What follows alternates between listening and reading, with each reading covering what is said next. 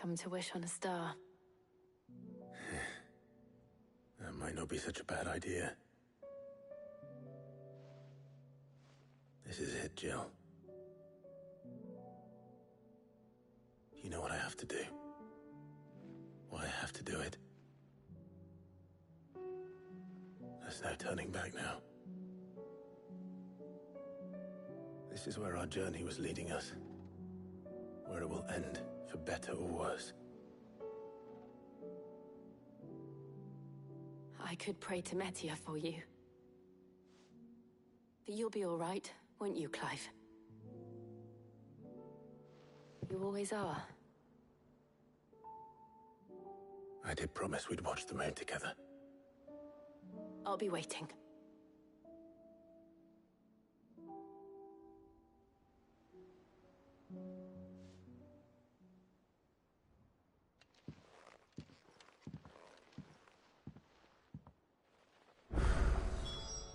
It's almost time.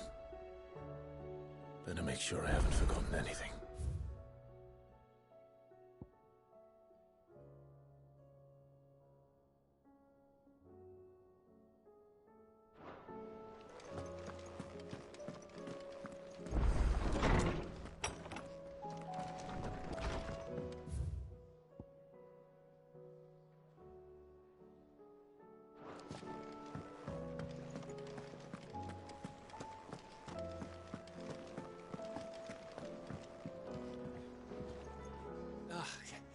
You alright? But... Oi! Let's...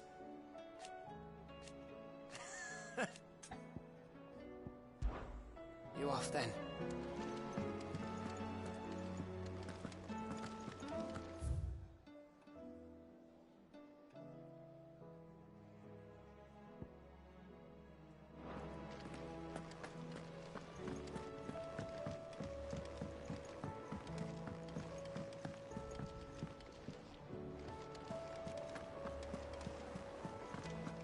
There's something about it. I feel like it's calling to me.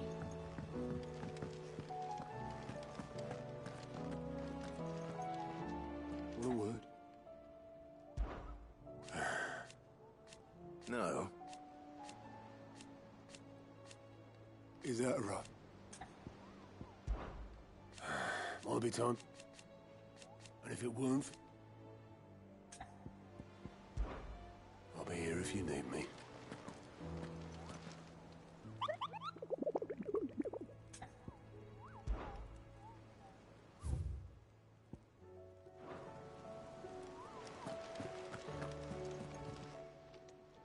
Fancy a look at the list, do you? Quick look.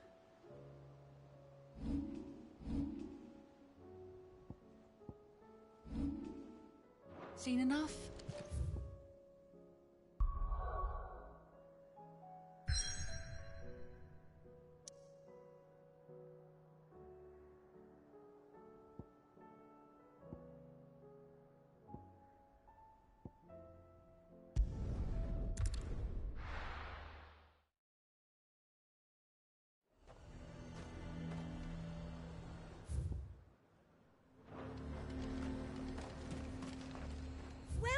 Welcome.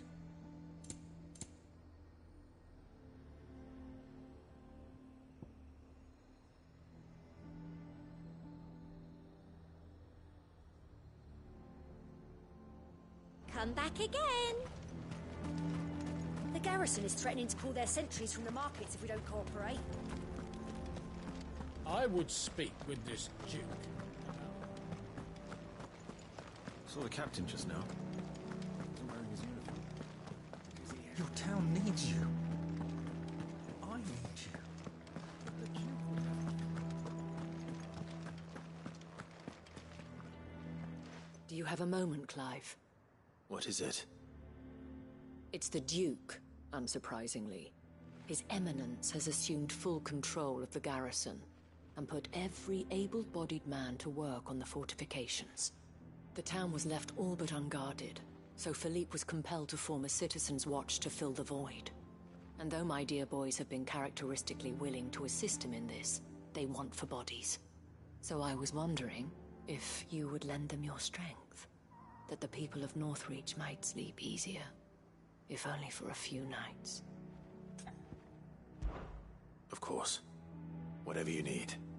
Thank you, Clive. What would I do without you? Philippe told me he had men stationed at... Where can I find the mistress of this establishment? Here, my lady. To whom do I have the pleasure of speaking? My name is Sabine, and it is my displeasure to be the daughter of the Duke of Oriflamme, who I understand is causing you and your town no small amount of trouble. I wish to speak to you about what might be done. Very well. Let us speak. I trust you'll forgive me, Clive. Absolutely. Our conversation can wait. Please, proceed. As you know, my father is a most overbearing and supercilious man, and I join you in objecting to his every action. Indeed, I owe you my thanks for continuing to argue against his reckless plans. Yet I fear he is not one to be swayed by reason. No. He must be made to face the consequences of his actions. And who would make him do this? I would. Myself and several other like-minded individuals. Were you to join us, we would surely have the strength to drive him from Northreach for good. Does that not seem a trifle... drastic? Drastic action is precisely what is called for. Unless you are content to see your people downtrodden and dispossessed. My father would have it that citizens exist only to serve the Empire. That they should be forced to make every sacrifice to ensure her revival. But he is wrong. It is not the people who must serve the Empire, but the Empire who must serve her people. He's always been like this. Scornful of the opinions of anyone he judged beneath him. But he cannot be allowed to ride roughshod over the common folk any longer. We must fight him. By all possible means. Fight him? No. My purpose is to quell the tension in Northreach, not to stoke it. Respectfully, my lady. Our only chance of saving this town depends upon every one of us uniting against our common enemy. Your father and his followers included. While I understand your frustrations, I cling to the hope that he may yet be won round. False hope, I assure you. But I see that your mind is made up. I shall bother you no longer. If you will extend me the same courtesy, I bid you good day. She certainly has spirit. Indeed. But unfortunately for us, that spirit is only likely to harden the Duke's resolve, which may be enough to seal the fate of this town. Not that she cares. This is all about her and her father. Families. I'm sorry, where were we? Ah, yes. I was about to tell you of Philippe's plans for the town watch, but perhaps it's better that you heard them from him. I believe he's in the market, if you'd be so kind as to seek him out. Right away. It's just a pity I cannot join you. I'd like to see the two of you in action together.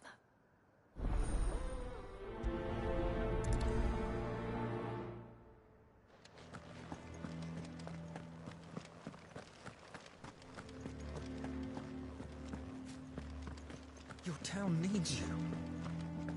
I need you. I saw the captain just now. He wasn't wearing his uniform. Is he handed it? What does the dame have to say about all this, I wonder? So you are content to abandon the... Please, I beseech you.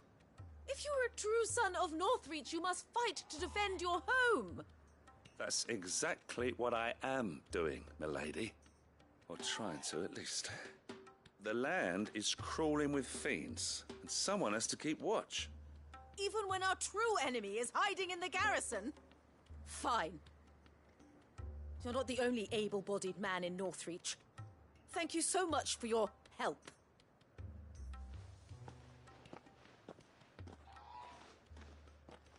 She cornered you too, then? Could hardly get a word in edgeways. Like father, like daughter, eh? She made an uninvited appearance at the Vale earlier, hoping to convince the Dame to join her in fomenting rebellion. I bet that went well. Her ladyship seems to have a way with people. Anyway, what brings you here? Our mutual friend thought you might welcome some help. Oh, she did she?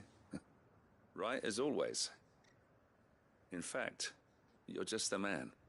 We've had some reports, you see. Sightings of, you know what. They're back. Seems that way. All over, too. We haven't been able to confirm anything yet, but if you're willing, you could go and see what's what. Right. Where should I look? You know Grieger's Weep? One of the sightings places them somewhere on its shores. I'm on my way.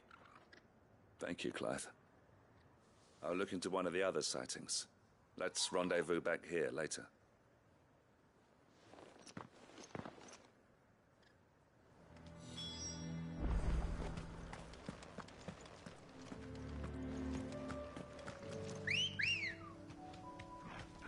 Let's go. Fly, Ambrosia.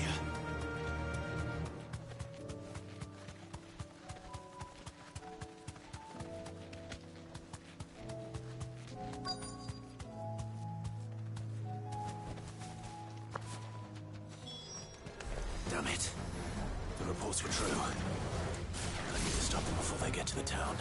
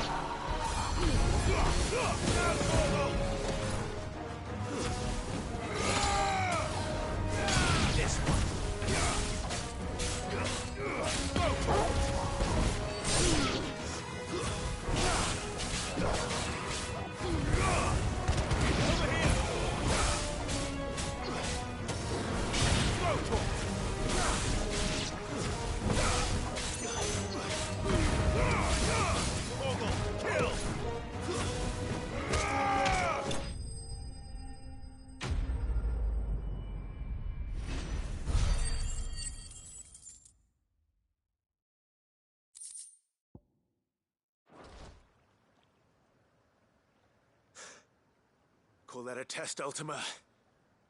Clive, it's me. Are you all right? I am. But it seems the reports were true. The thralls have returned. I dispatched the few that I found, though. Well, that's something, I suppose. But what were they doing south of town? They all came from the north last time. We might be able to fend off an attack from one side or the other, but from both? Do you have eyes in the north? Some. I should probably go and have a look, though, just to be sure. You head back to Northreach. I want you there just in case war breaks out while I'm away. What do you mean? Her ladyship's been busy working her magic on the townspeople, stirring up ill feeling towards her father. She'll have her marching on the barracks if we're not careful. What? This is exactly what the Dame was afraid of. I'll do what I can to calm things down. Be careful out there, all right? Don't worry, I'm not like you. One sniff of those things and I'm running back to town screaming blue murder.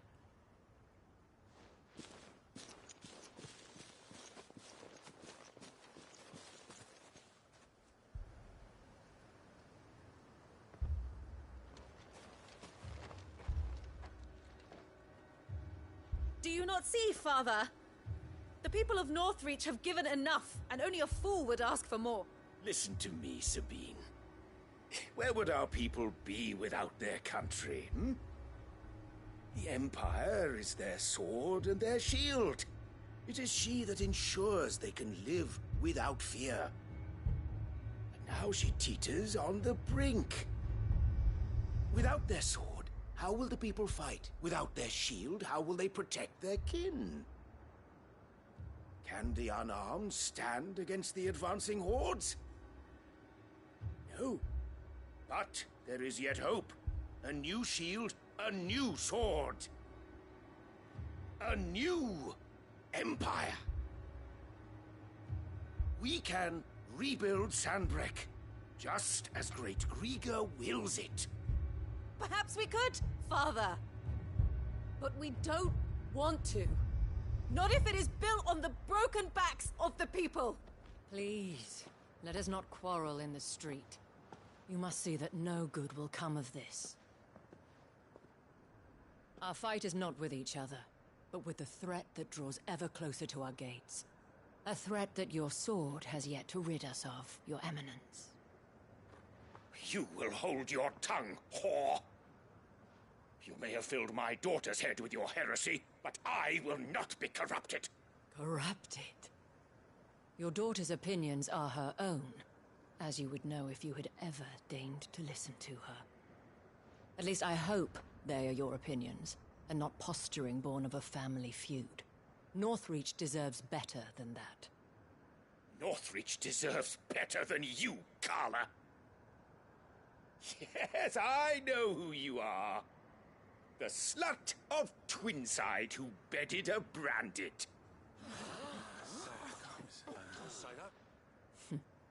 Jealous, are you? That a woman might choose a bearer over a pious man of Grieger. Clive! I met a swarm of thralls coming south from Oriflamme. Hundreds of them. Too many to count. No. Work on the fortifications has scarcely begun. We will retreat to Caer Norvent and there make our stand. Did you hear me? That was an order! While this is but a heartfelt plea, let us make our stand here and protect our homes. Protect those that we love. Together, for Northreach!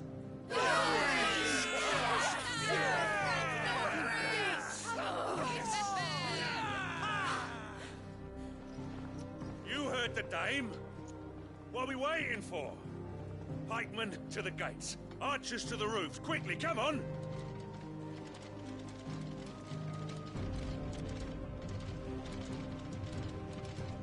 But she is but a common... Whore, yes. And we'd follow her to the gates of hell.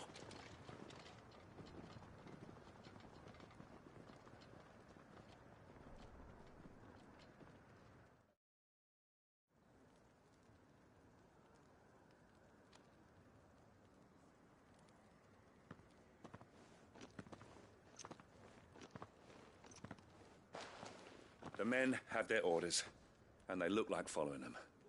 I got them spaced out at regular intervals. Whichever direction the thralls strike from, there'll be someone there to meet them. Thank you, Philippe. Rest assured the people will play their part. The herbalist has donated her stock of medicines to me. Should any of your men be injured, take them to the Vale. We'll see to them there. Thank you, milady. I will. I'll play my part too. You still want for numbers. Unlike the enemy. I only hope I can go some way to evening the odds. Philippe, can I leave the south in your hands? I doubt the thralls by the lake were the last of their number. Of course. I'll lead a party down that way so we don't get taken by surprise. What about you? I'll make my way up the road to Oriflamme. I fought a few of these things. And while I can't promise to hold them all back, I should be able to thin the herd. All right. But take care. Thank you, both of you. You can thank us when it's over. Till then, madame.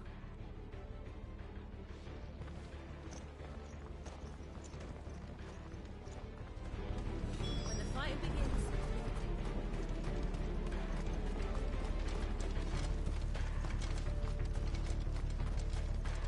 steel in the hands of every...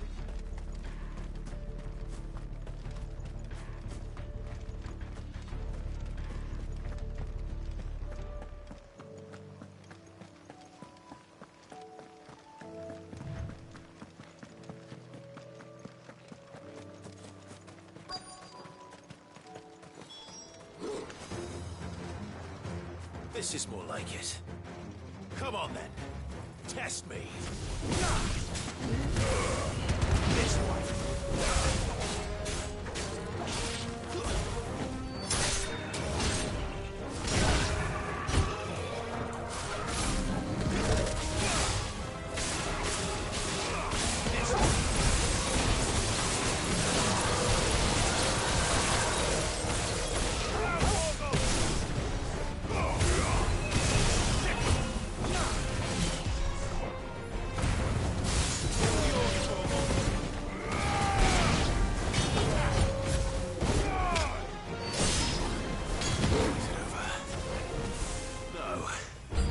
It's only just begun.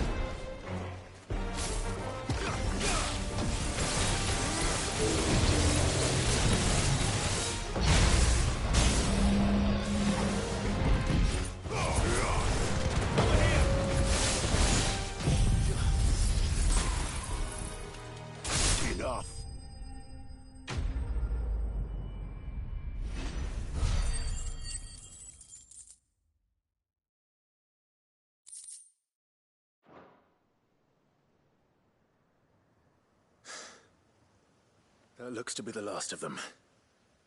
I wonder how the others fared. Better hurry back to town. Come on, Torgal.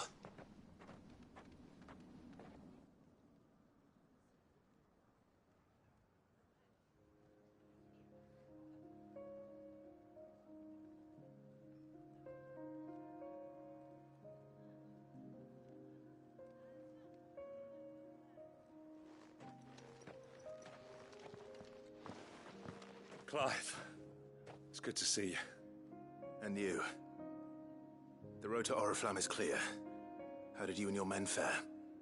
Well, we ended up fighting for our lives down by the lake. Took a few nicks, but nothing the girls of the Vale can't put right.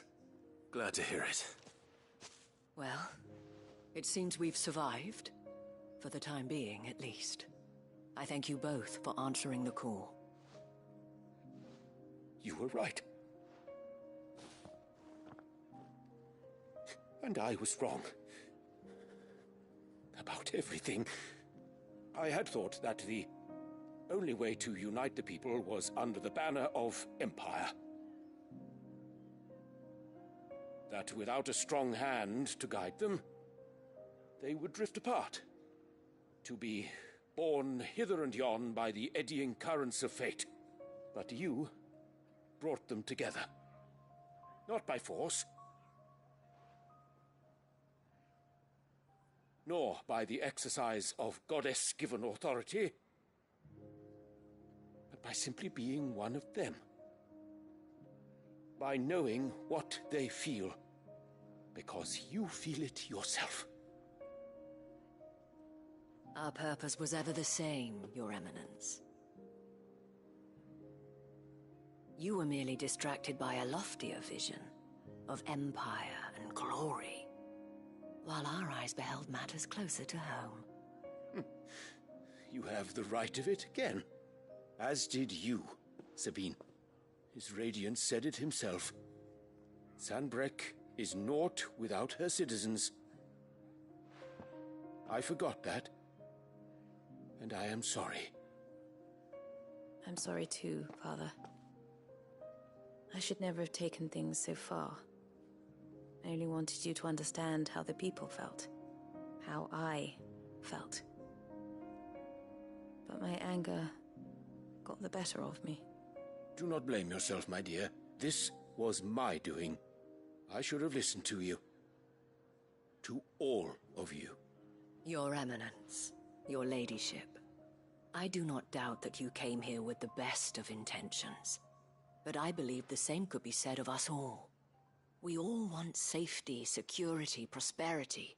Not just for Northreach, but for the entire realm.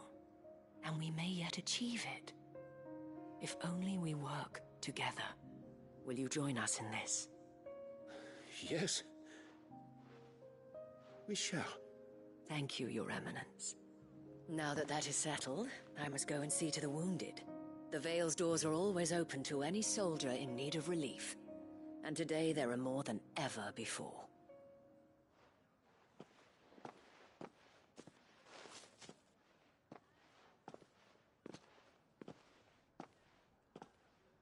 Madame Isabel is a rare soul indeed.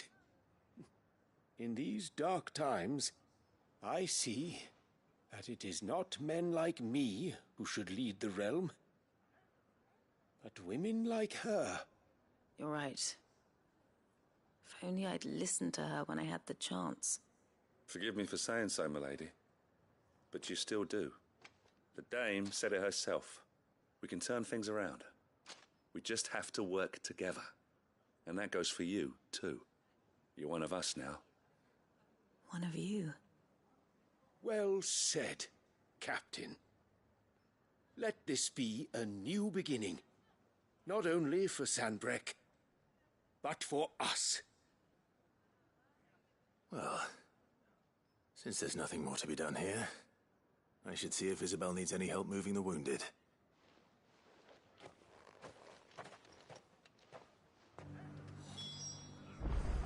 Can we get you anything?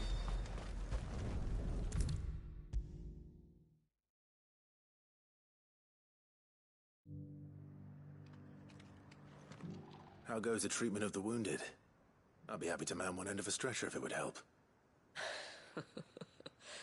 You've helped quite enough for one day, Clive. Thank you. Don't mention it. Oh, but I must. After all you've done for this town, it is the very least you deserve. Tell me, if Northreach had fallen, what would you have done? A woman of your means could find a home anywhere in the realm, but I sense you would rather have died here. It's a long story. For you, madame, I have all the time in the world.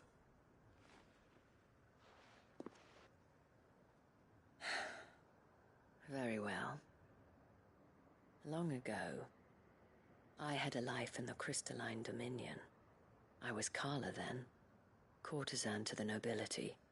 So sought after was I that it was only they who could afford my time. Alas, those halcyon days were not to last. For naive as I was, I fell in love with a bearer. He was my master's guard, the gentlest man I have ever known. After they discovered us together, he was whipped bloody and forbidden from ever looking at me again. And so we fled. Not that we had anywhere to flee to. We wandered, aimless and starving, half dreading, half praying that the next day would be our last. Until we found ourselves here, in Northreach. It was the Veil that took us in, that fed us, clothed us, and healed our hurts. Those that could be healed, at least. My love was already too far gone. He passed away. He did. Not long after we arrived. But at least we were able to share a few moments of peace before the end. It was the greatest gift I have ever received. But the generosity of this town and her people did not end there. The men and women of the Vale supported me through my grief. Shared in it, though I was still a stranger to them. They treated me like a sister. And so I swore that I would always do the same. That I would return the kindness that Northreach showed me. That I would repay my debt to the Vale.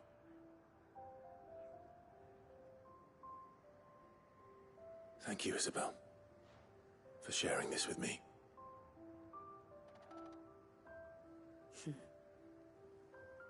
You're a lot like him, you know. Perhaps that is why I have such a soft spot for you. Never stop fighting, Clive. And I shan't either. I know that it will not be easy to keep Northreach together. But our efforts will be rewarded. Just look at us now. The people, the soldiers, even the Duke of Oriflamme and his daughter. All united in defense of this town that we have come to call our home. And what of you? Can we count on your support too? Always.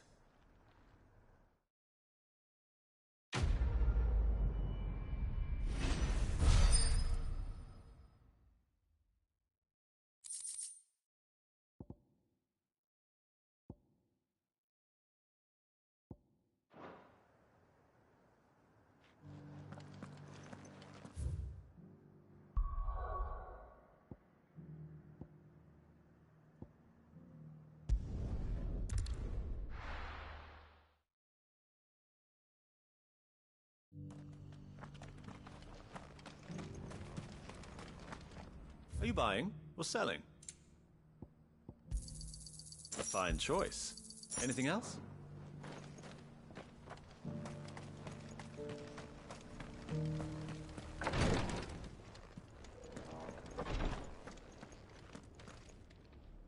Lord Marquis, if you have a moment. What is it, Cyril? One of our brethren lately journeyed across the strait in order to pursue a new avenue of inquiry in our ongoing investigation. He sent an owl some while ago, but we have heard naught from him since. Was he surveying another fallen ruin? No. The object of his study was a savior cult that has arisen in Ash in recent years. We believe it may have some connection to the Circle of Malleus, an ancient religion that worshipped Ultima as its god. By gaining an understanding of this new faith, we hoped to learn more of the Circle's original beliefs. And so you sent one of your brothers to Ash? A continent teeming with orcs and Akashic? Fully cognizant of the risks, yes.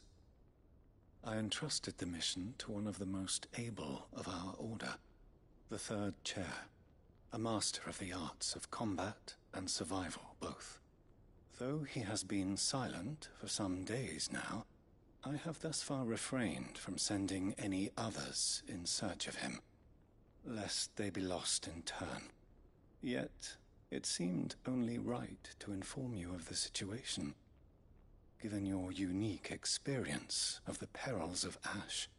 For as you so earnestly advised me, it would not do to abandon a man to his fate, when he might yet be saved. It would not. But Ash is a big place. Can you be any more specific? Perhaps. The last owl I received from him mentioned a village where he had heard the cult were wont to assemble. Mickleburg was its name. It lies in the southern reaches of Waloed. If aught ill befell him, I expect it did so there. Right. I'll see what I can do. You are much too kind, my lord. Go then, with my hopes, and may the Firebird's flame ever burn in your heart.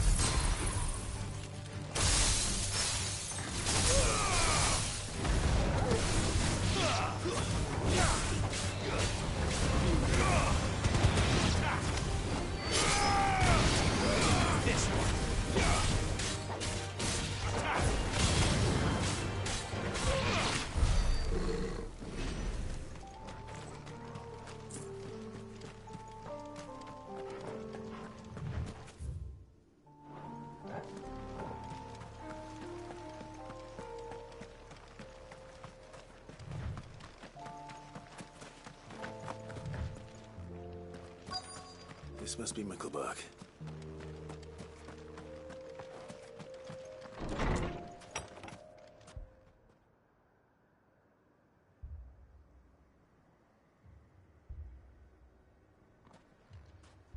These people aren't turned.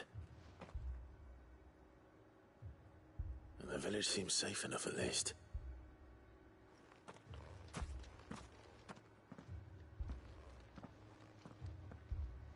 What is going on here? Ah. Did you, too, heed the call? Heed the call?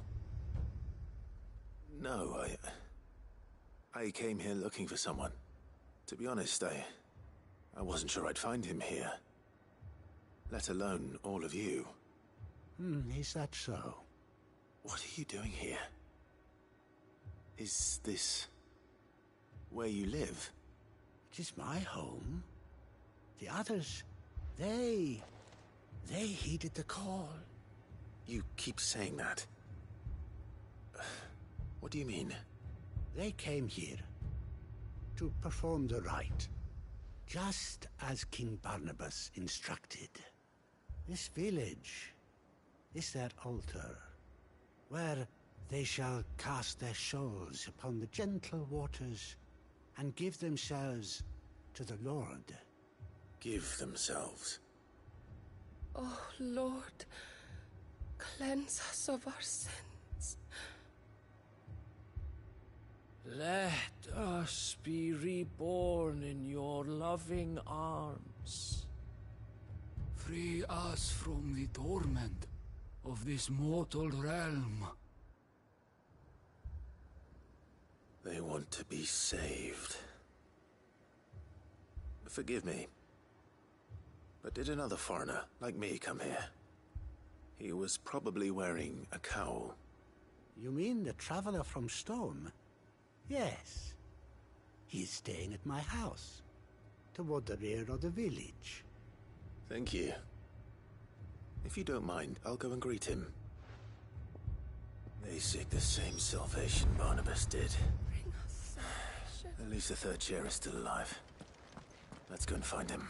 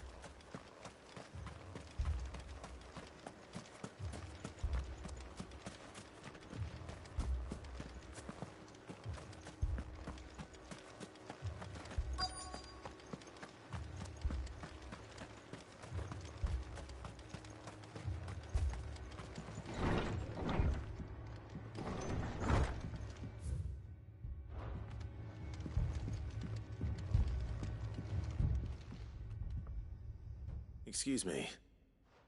Are you with the Undying? I am. And so it would appear, are you?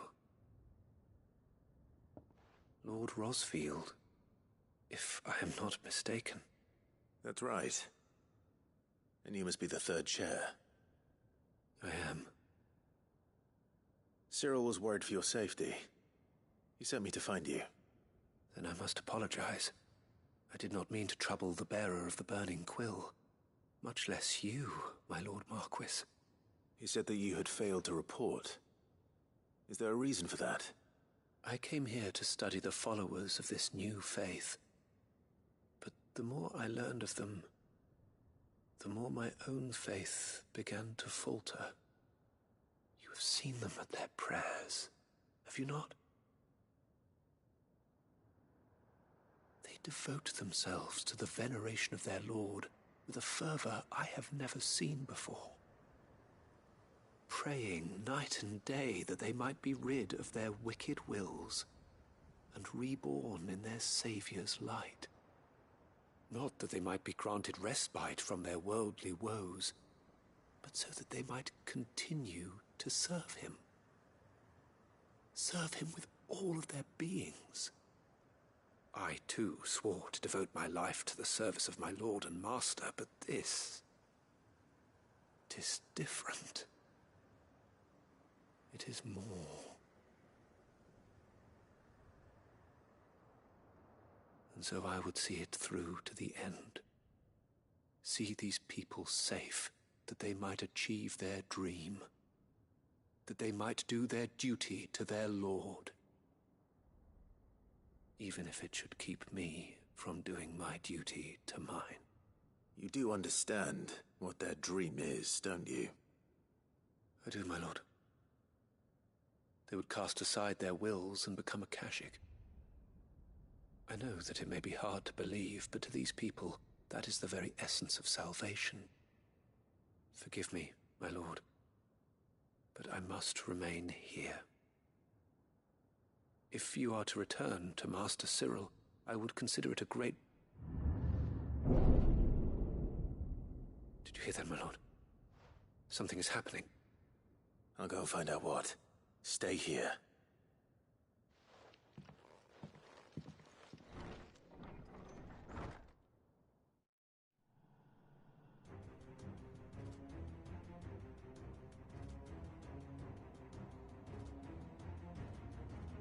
Beneath the flood. Oh no. There must be something I can do.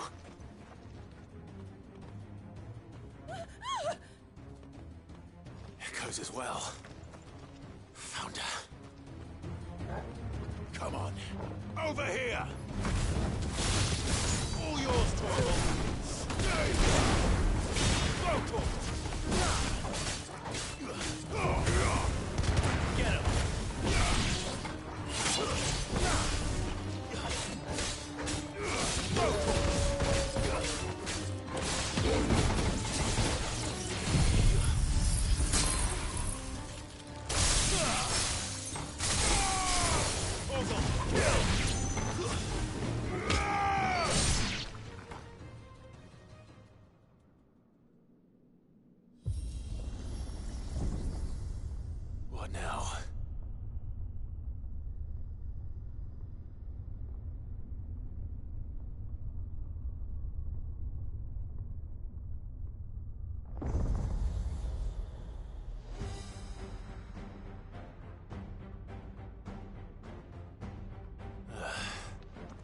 We meet again. I've killed your kind before.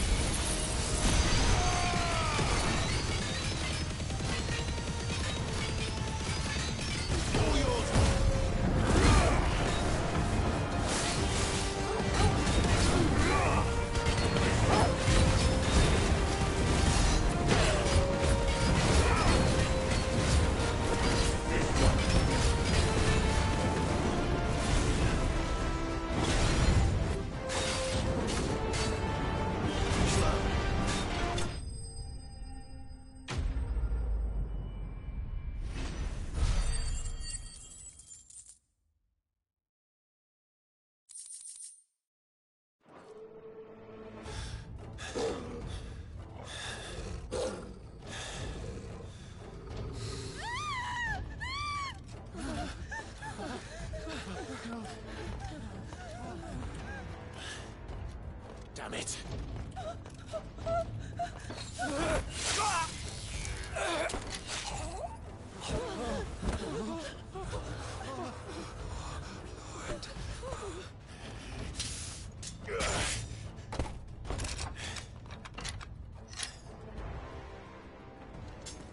Don't you die.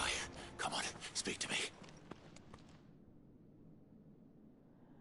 I had to save them, that they might have a chance to find true salvation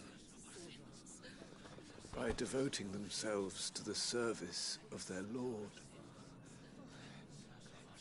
Just as I did when the Undying plucked me from the gutter and gave me a cause to believe in. A duty to serve was everything to me, and I would not deny them that fulfillment, even if they must become a Kashik in order to achieve it. Forgive me, my Lord Marquis. I did not mean to trouble you with this. My findings. Could you deliver them to Master Cyril for me? Of course. Your duty will be done.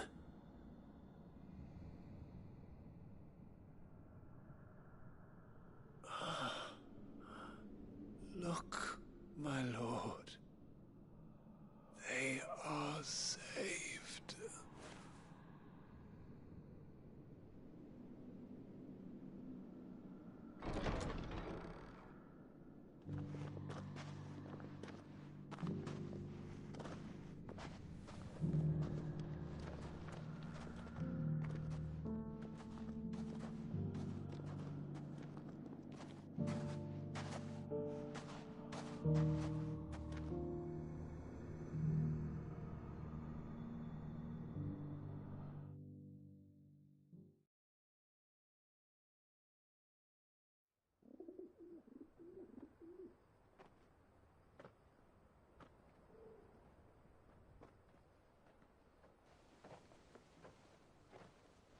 They are saved.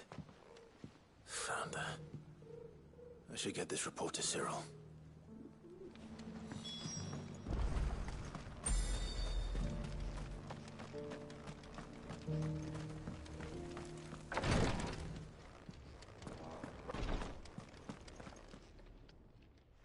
My Lord Marquis, welcome back.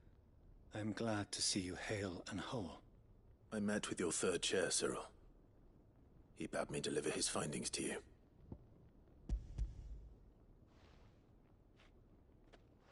Thank you, my lord.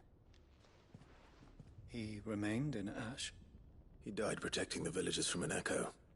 I buried him in Mickelberg. I'm sorry that I couldn't save him. If you could not save him, no one could. The villagers, they were believers in this savior cult. They prayed to their god that they might be unburdened of their wills. Then an ether flood came, and their wish was granted. Your brother sacrificed himself that they might live, even knowing that that life was death by another name. Then he perished defending liberty.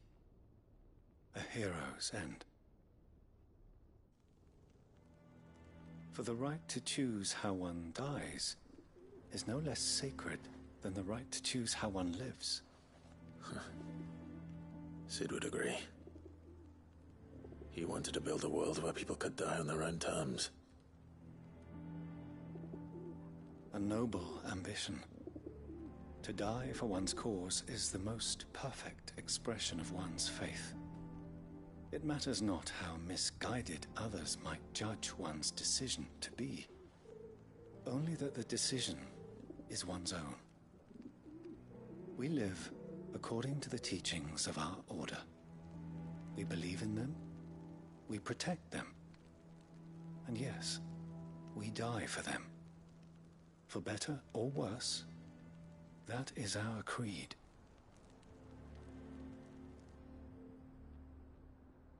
But he didn't die for your creed. He died to save them, and you still believe that what he did was right. I believe that he believed it was. We of the Undying are not slaves, but willing servants. And this was his will, the ultimate expression of it. All right. I'd like to know this man's name, Cyril. To know the names of all the Undying who've fallen in the line of duty. They died serving my house. It's only right that I remember them. That is my duty. Of course. I shall fetch the Book of Martyrs at once. My lord, it has been, and shall ever be, the greatest honor of my life to serve House Rosfield. Though our duties may differ, yours is no less important. I pray with all my heart for your success. And were they here, I have no doubt but that every one of my fallen brothers and sisters would feel the same.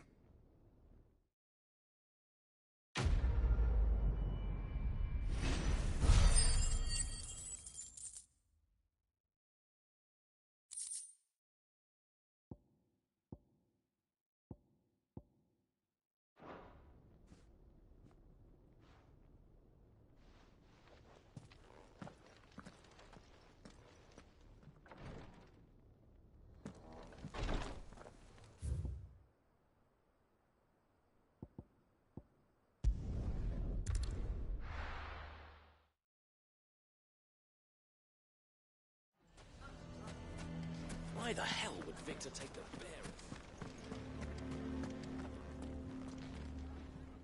Here to help me pack? Thanks, but I'll be traveling light. I'm almost finished already, in fact. You're really going to go through with this, then? I am. But before I go, there is one small issue I'd like your assistance with. Well, two, in fact. If it's within my power to help you, I will. It's the children. I refuse to let them share in my disgrace. And if I leave them here, they surely will. Our friendship would see them ostracized forever. But I can't take them with me either. I can think of only one place where they are certain to be safe, and provided for, and loved. The Hideaway. Of course. The children would be more than welcome. Thank you, Clive. I will not forget this. Lubor, are you still here? What is it, Ferda? You look pale. There's been a flood in the Velcroy, a damn big one. The League of Outlaws encampment was completely submerged in ether. What?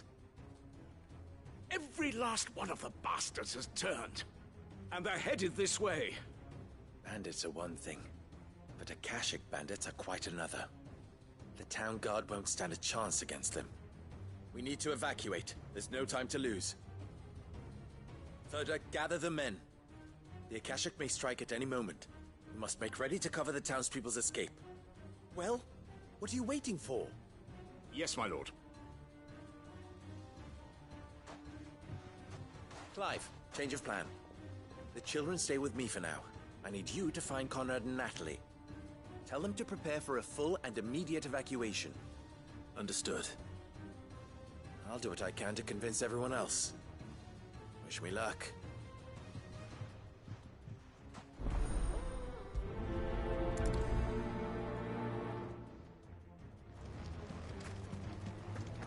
What's You have to listen to me. They're coming. Why do they always have to make such a fuss outside?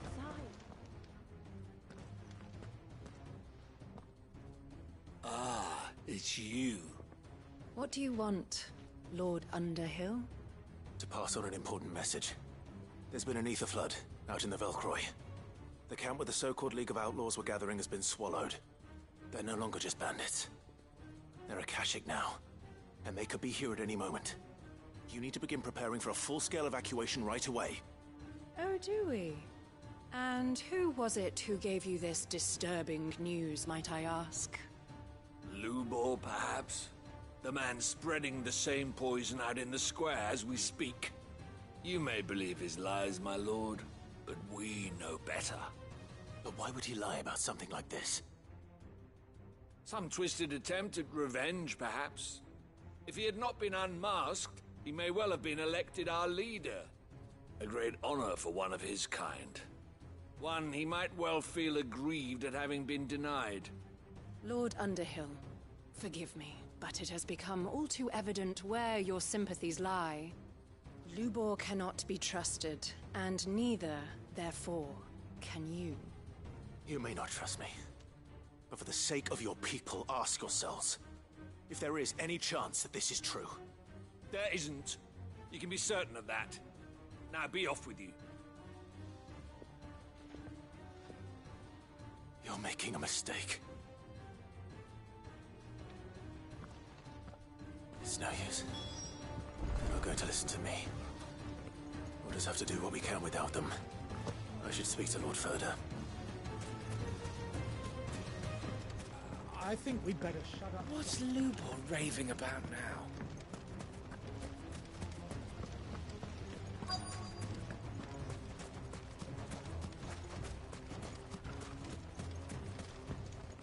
Are you looking for something in particular? My thanks. Lord Ferda. Sid, what's wrong? I went to warn Conrad and Natalie about the Akashic, but they wouldn't listen. They've convinced themselves that nothing Lubor says can be trusted. The bloody fools. Which means the town guard can't be counted on for support. But I can. If there's anything I can do to help you defend Dalamil, you only have to ask. I appreciate it. Sid! Ferda! I've been looking for you everywhere. Victor? I thought you'd left. I couldn't abandon a friend in need. And Lubor is in need at this very moment. Come quickly.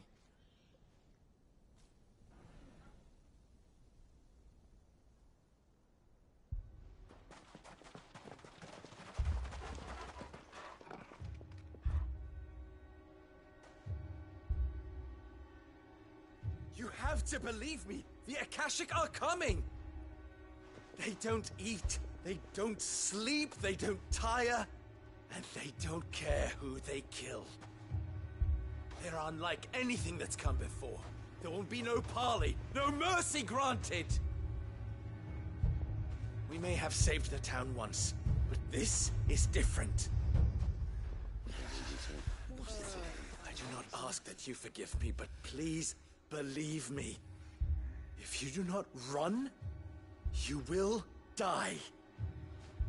You will all fucking die!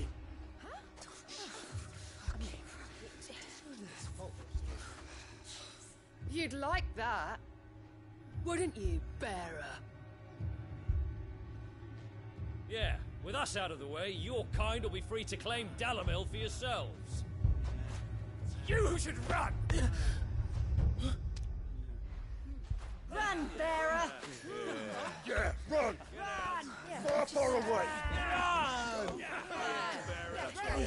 Just go. Yeah. Yeah. Yes! Come on then.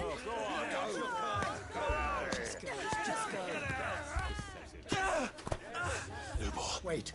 Someone's coming. Stop! You're hurting him!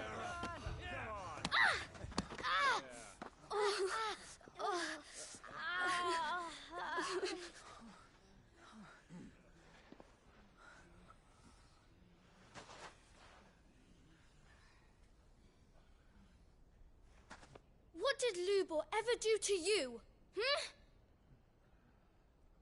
He solves all your stupid problems, and he keeps all of you safe. You know there's nothing he wouldn't do for this town. Who was it who made that cleaver you use every day, Conrad? And what about your counting table, Natalie? Who fixed that? Whose men make sure the streets are clean so all your boots don't get dirty? Who spends all day, every day making sure things run smoothly round here? And none of you ever say thank you. Ever. But did Lubor ever complain? Well, does he ever stop smiling? He keeps this whole place going. And you act like it doesn't even exist.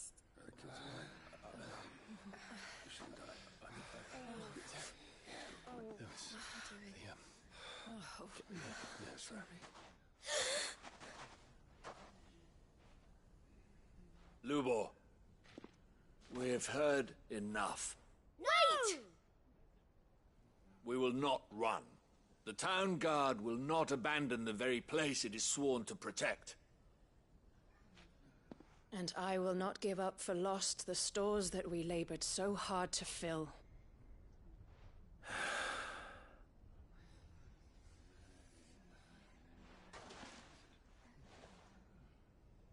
So tell us, How do you propose we deal with these Akashic of yours?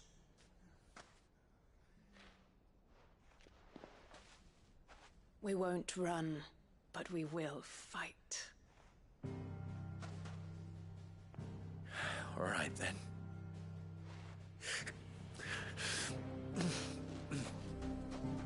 Fine.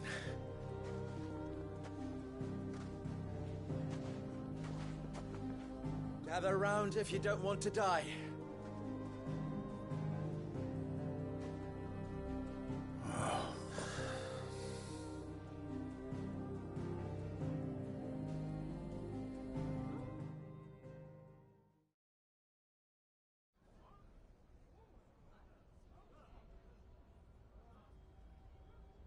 Allow me to explain the situation. The ether flood occurred near the village of Cheratina, deep in the Velcroy. The place had been abandoned for years, until the League of Outlaws decided to make it their base of operations. Now they're all turned, and if the scouts' reports are correct, heading in this direction.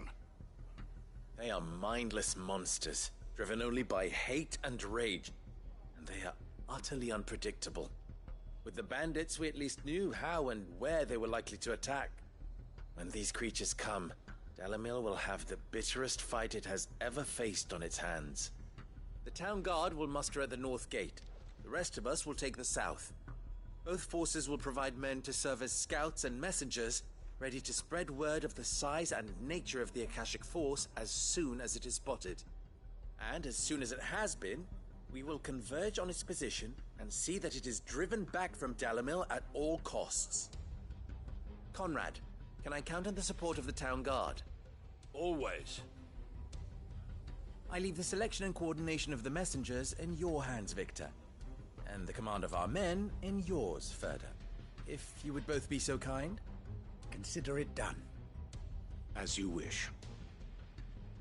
Natalie, I would ask that you and your people have the townsfolk barricade themselves inside the bathhouse. And tell the merchant not to waste time securing anything beside the essentials. Preserving life is our one and only concern. As long as we survive, it doesn't matter what trinkets we might lose. Our riches can be regained. And if anyone doubts that, let it be known that the Briar's Kiss stands ready to cover any losses. Very well. I shall tell them. Where do I fit into this plan? Where else but the most perilous place of all? I would like you to travel to the home of our erstwhile League of Outlaws, Cheratina itself. The main host is most likely still there, and Dalamil will not be safe until it is eradicated, root and branch. A little gardening. How pleasant. I doubt it. I have a feeling these weeds will be particularly stubborn. Luckily, so am I. So you are. All right then, we all know what we have to do. Now it's simply a matter of doing it. For Dalamil.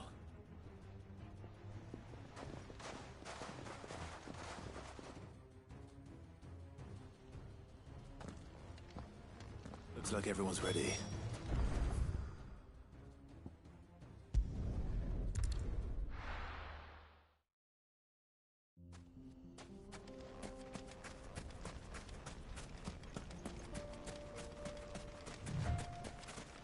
There's the flood. But what's waiting for us inside?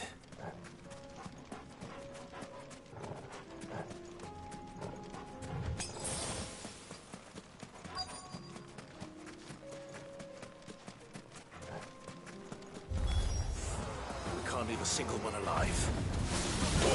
Kill!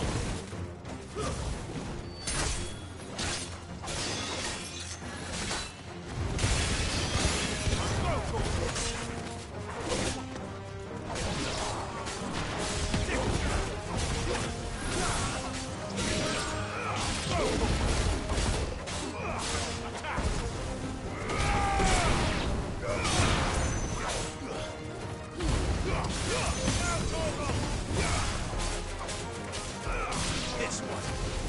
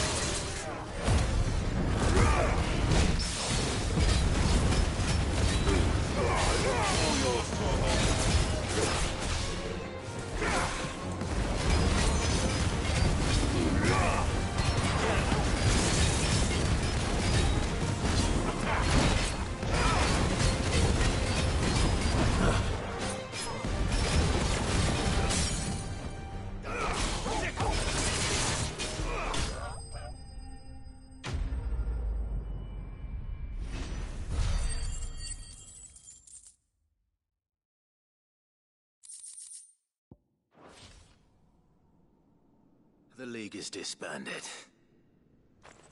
I should get back to Dalimil and see how the others fared.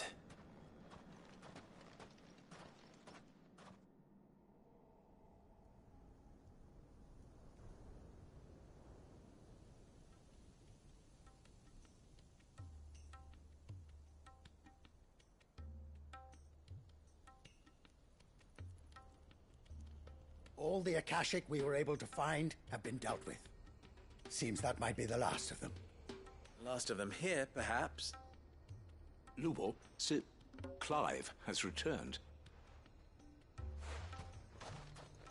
Clive! What news from Charatina? It's done.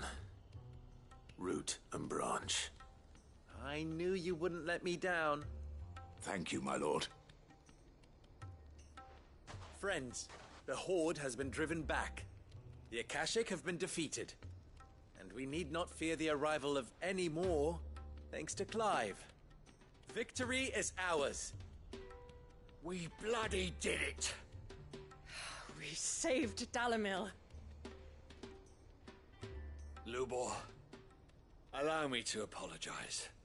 After all you have done for this town, we should never have doubted you. But we did. And for that we are truly sorry. We only hope that you can forgive us. We need you, Lubor. Dalimil needs you.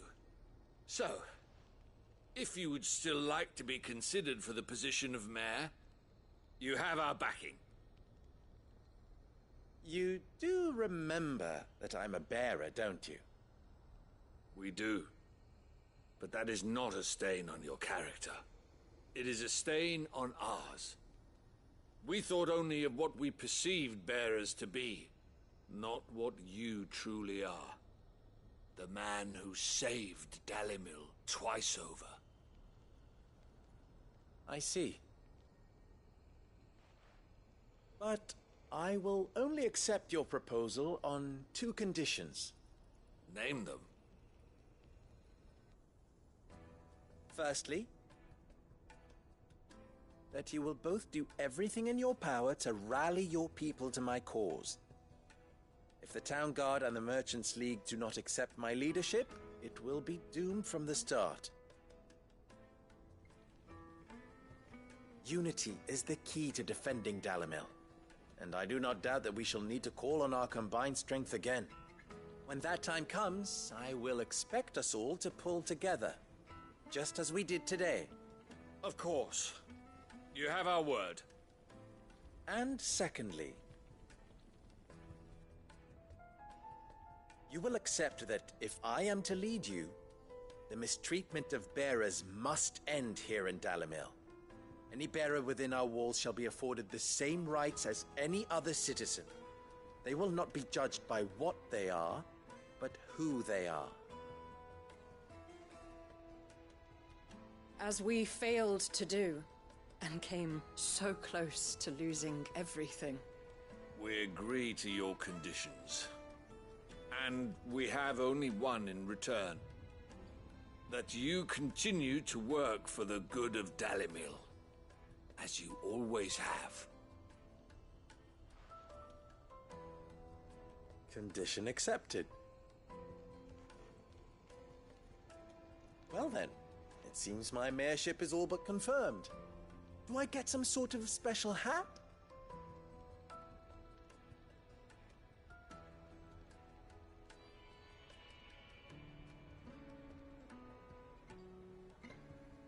How fickle fate can be. Not so long ago, I had resigned myself to leaving Dalimil in disgrace. And now, I find myself her leader. Here. For everything.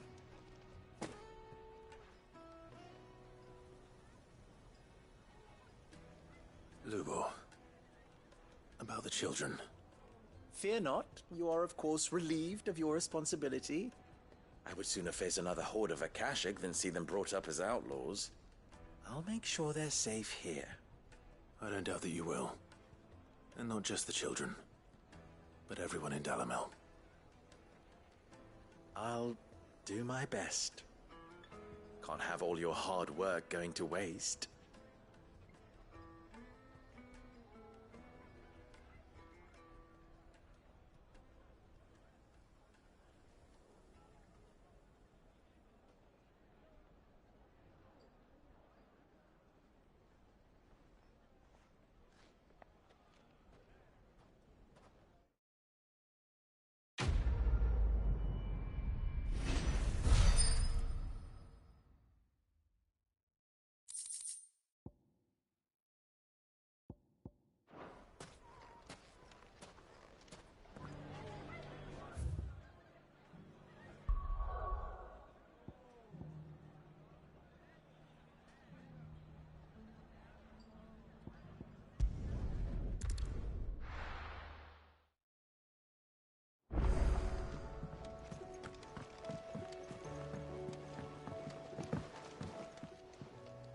Courage, Ifrit.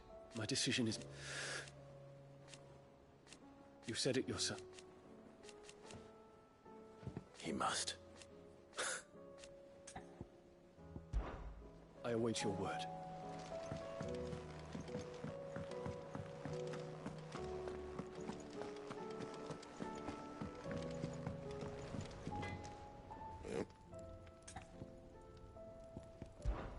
Crack the crystal. Oh, very good. But then...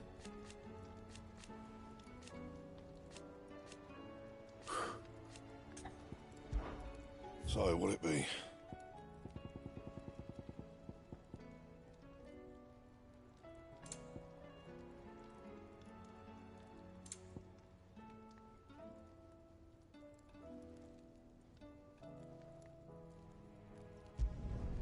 It'd last you a good while. Not bad, if I do say so myself. Anything else?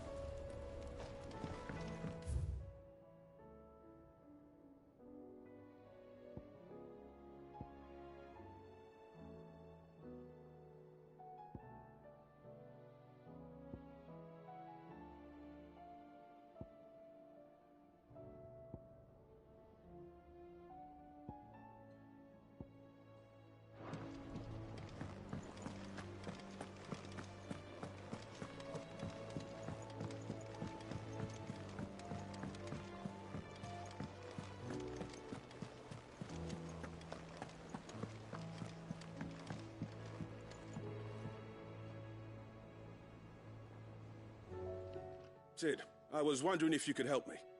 It depends what with. A bearer, but recently freed from his bonds, is keen to join the Curse Breakers. As you know, the work we do is not easy, which is why we test every volunteer's suitability. I was hoping you could oversee this one's evaluation. I don't mind, but why this one? Because he wants to be a scout. Our ranks are filled with men and women capable of breaking chains and putting slavers to the sword. But scouting? We're few with the nose for that, which is why we still rely so heavily on Gav. And since he accompanies you on so many of your missions, I thought you might be better placed to recognize the traits in him that we should look for in those who'd fill his boots. Sounds reasonable. So you're happy to oversee the boys' test, then? One can never have too many scouts. Truer words, Sid. I'll let the initiate know that you'll be attending his trial, and that he is to proceed directly to Northreach in readiness. No time like the present, eh? No time like the present. I'll await you there.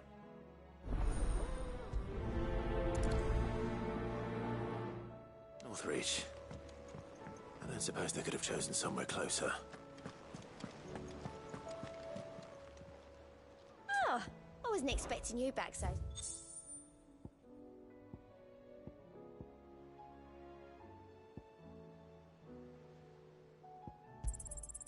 Here you are. Come again. I may have more for you.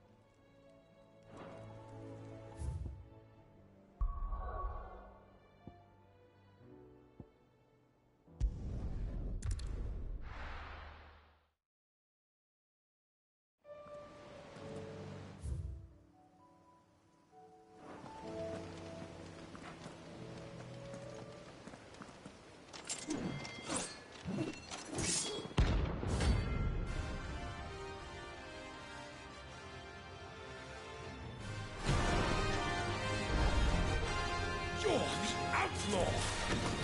The one who drove His Highness to madness! On your knees! He hasn't heard. And it doesn't look like he's willing to listen.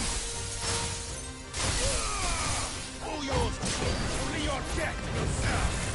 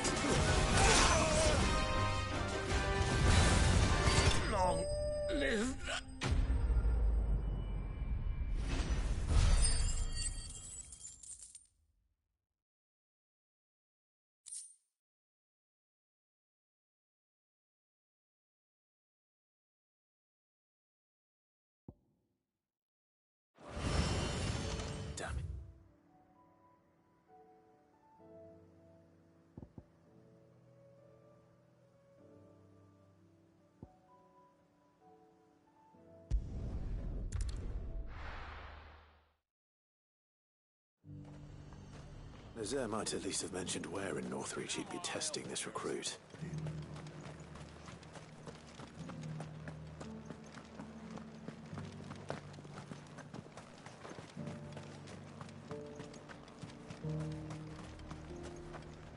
And what can I do for you?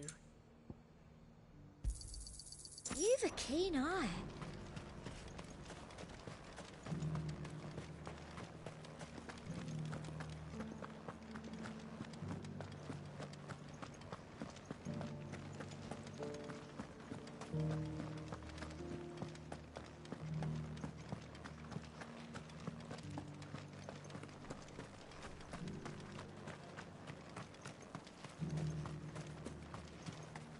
Those things didn't fight like men.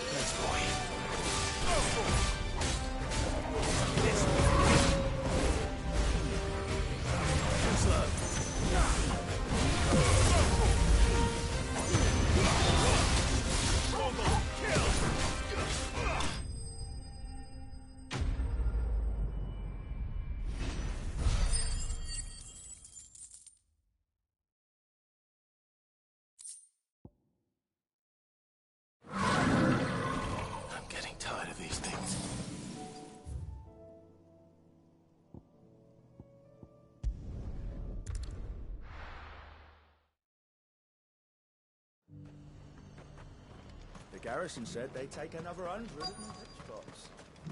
Those whites will think twice before I've nerve. Well met, Sid. This is the initiate. Ember, present yourself. At your service, Master.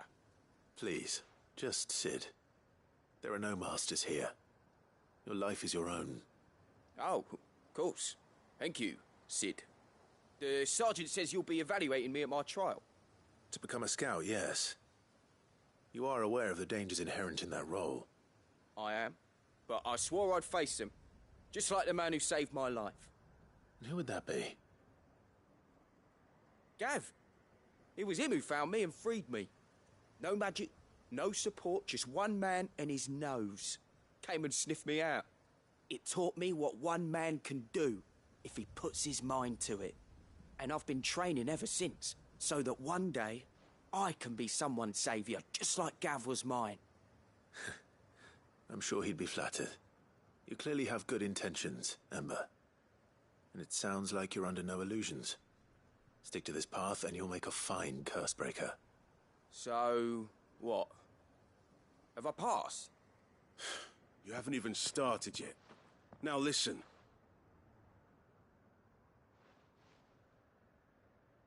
Not far from here is an Imperial lookout, Eastwatch. The guards there record all their sightings in a logbook. You are to find it and bring it here. And bring it here, right. Anything else? No. Sneaking into a heavily guarded Imperial outpost and stealing the logbook would be quite sufficient. You'll need to assess the situation, determine a point of entry, create a distraction and effect an escape, all without being discovered and thrown into an Imperial oubliette.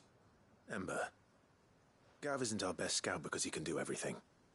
It's essential that you know your limits. Know my limits, right. I won't let you down.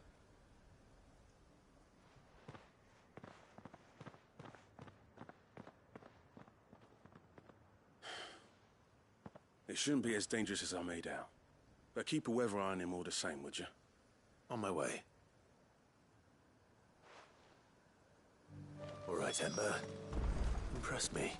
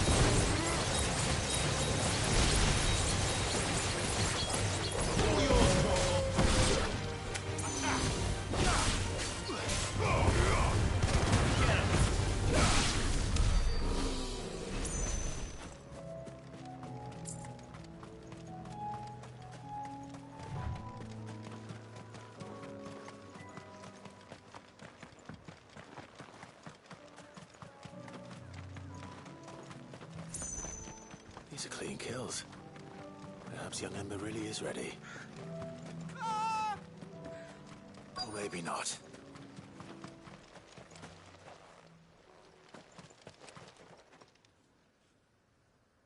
Damn it.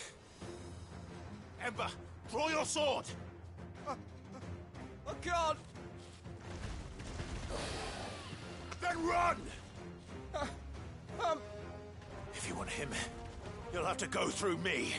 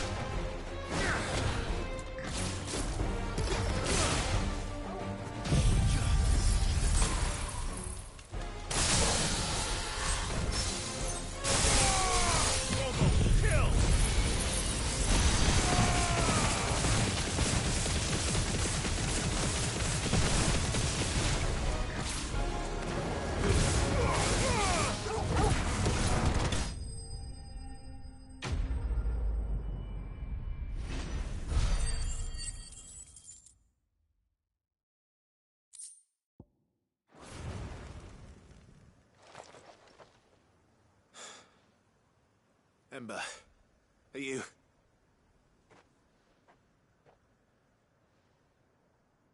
Gone. Of course. Scouts really are a rare breed. Back to Northreach it is, then.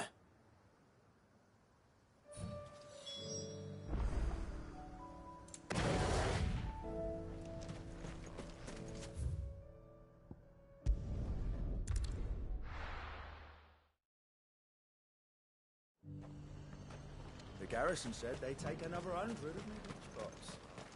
Those whites will think twice before attacking us again.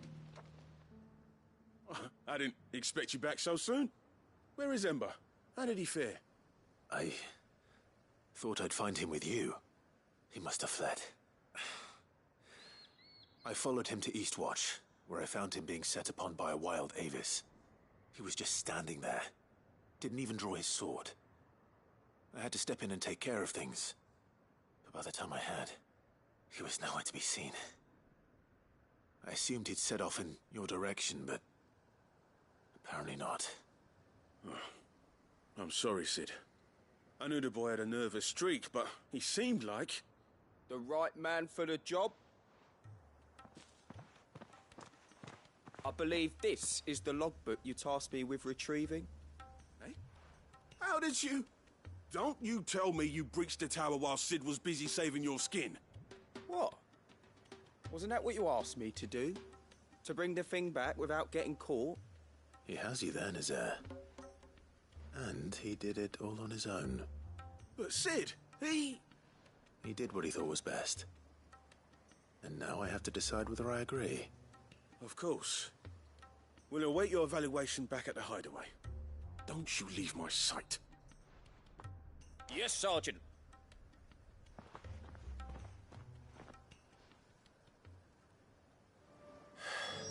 This won't be an easy decision.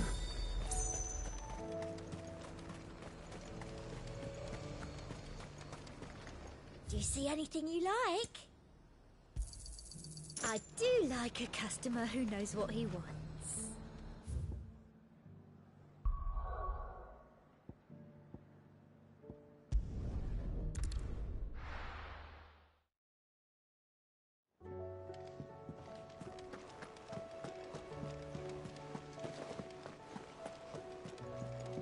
You should have seen him. The thing didn't stay. Welcome back, Sid. Welcome back, Sid. Yes. Welcome back. Trip wasn't too much of a pain in the arse, I hope. Truth be told, it was me who suggested roping you in to help with the trial. But from what I hear, things didn't go quite as planned. No, they most certainly did not.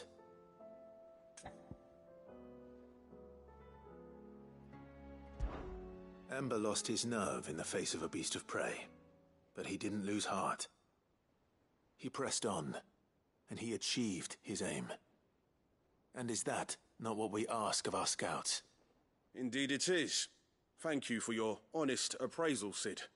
The fact remains, however, that Ember will not always have a battle-hardened warrior on hand to pluck him from the jaws of peril.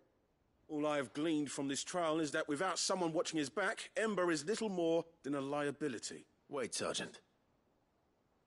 Ember still has much to learn, it's true. And this time he was found wanting.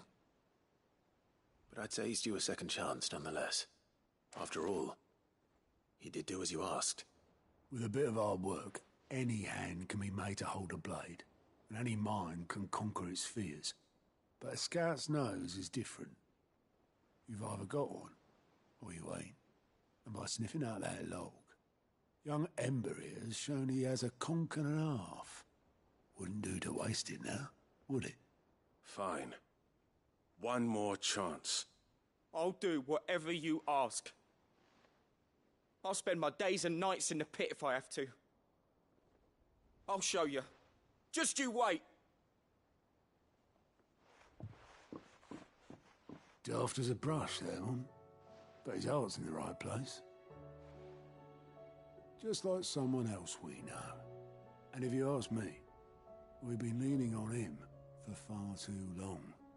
That time the Cursebreakers took some of the weight off his shoulders, I reckon. It couldn't hurt. Just don't tell Gav I said so, will you? I won't have him thinking he's been hard done by. Next thing you know, he'll be asking for a day off. Chance would be a fine thing. Back to work. Forgive me, Sid. This did not play out as I expected. Things really do these days. But that's why we need men like Ember more than ever. Men who can make the best out of a bad situation. Remember that. I will, Sid. Thank you.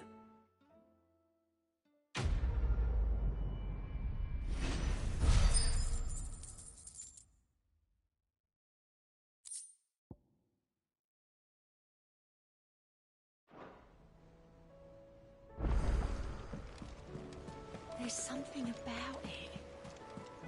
I feel like it's calling to me.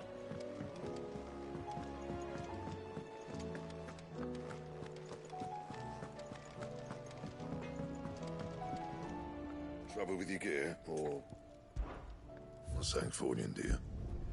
Not bad, if I do say so myself. Anything else? Say what you will. Lady Karen has seen our...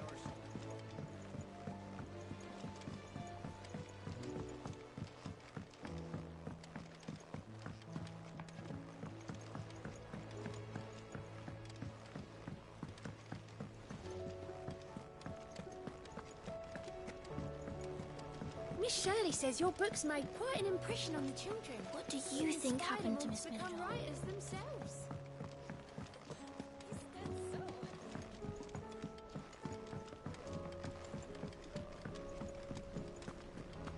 I will not let them be forgotten. Sid, may I have a moment? Of course. It is an honor to finally speak with you. My name is Herman. I've been with the Cursebreakers for some time now, and I wish to be deployed to Ash. Any assignment will do. No. The lands across the Narrow are too dangerous. I will not send good men and women to risk their lives needlessly. Why would you want to go back? I need to retrieve something. Something important. I was raised in an orphanage. The Badbach Conservatory. Or rather, I was held captive there. It was not a place of nurture. It existed solely to turn bearer children into mindless weapons. We were tortured until we feared no pain. Tormented until our hearts turned to stone, and few ever survived long enough to become tools of the last king. I can't imagine. I lost so many. I can't even remember all their names, but they must be remembered. They cannot fade away, faceless and forgotten. The Institute was run with military precision. Every child measured, every name recorded, every death logged with meticulous care. Sid, allow me to travel to Ash and recover the registry so that my brothers and sisters might live on.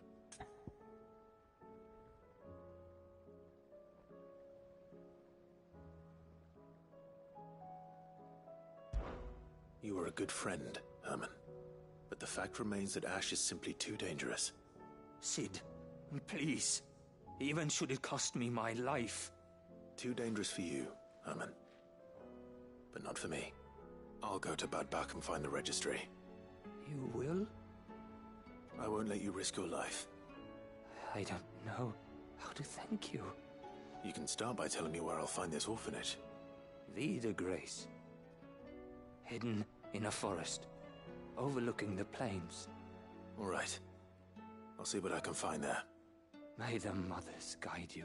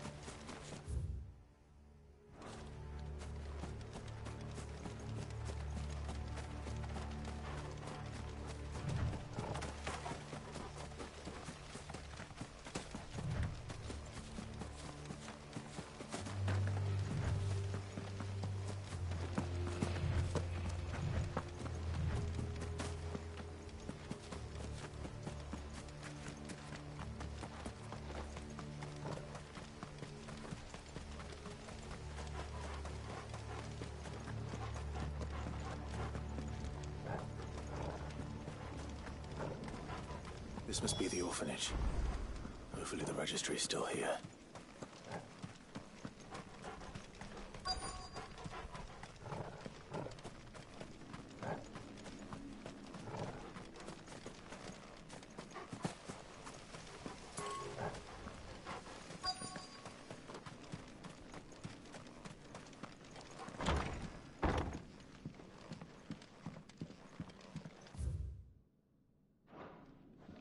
Conditioning.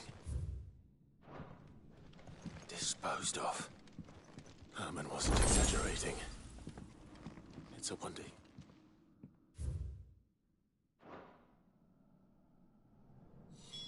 This reads like a suicide note. Did the director go through with his plan? There's only one way to find out.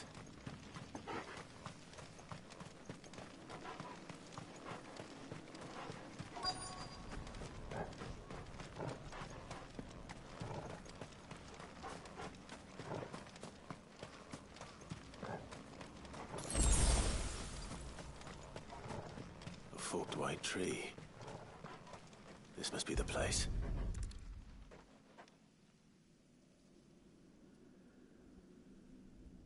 Could he really be buried here? There's something hidden among the roots. Let's see.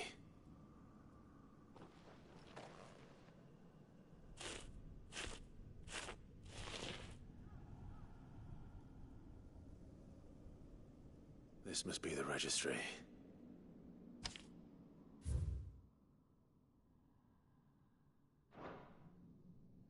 So many names. This place was a slaughterhouse. But where is the architect of all this misery?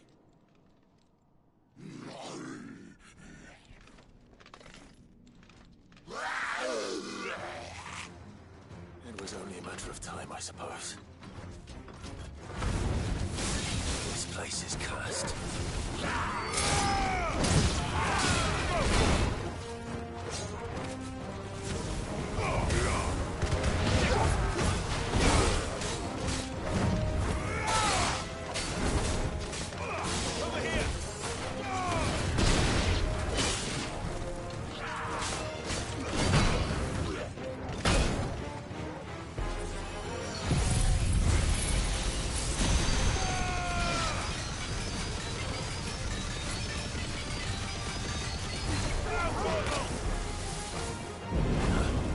Nice try. Too slow.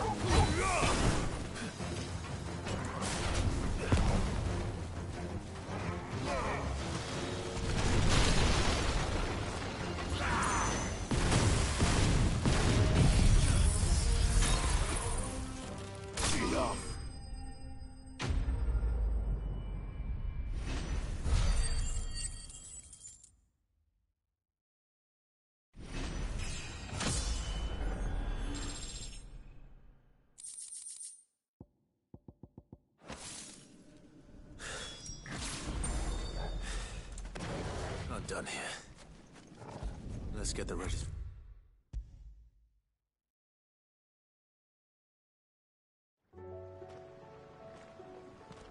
I hear that you traveled to Ash, Sid. Did you by any chance recover the names of my fallen friends? I did. Yes.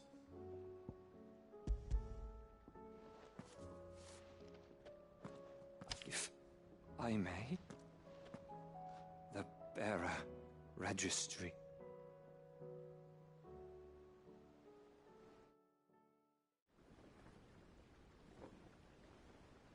The director was a brutal man.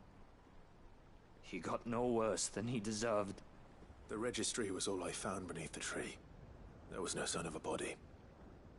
Nor any record of what happened to the children after the orphanage closed. I pray that at least some of them survived. All their names are here. The ones we lost. My friends. My light in those dark times. I can still remember their faces, like it was yesterday. Children who were taken from their bunks in the morning, never to return. No explanation ever offered. They'd be happy to know that you survived, Herman. But why did I make it out alive, when so many others died in that awful place? It's not your fault. And blaming yourself won't bring them back. Honor their memory. See that their names live on. That way, at least. They're never truly gone. Thank you. Sid, I'm going to write a book. An account of the horrors of Badbach, and the spirit of those its custodians sought to crush. All of Valisthea will know of our suffering, and in the name of those I lost, I will not let it happen again. Neither will I. These records would have been buried for all eternity, were it not for you. Thank you.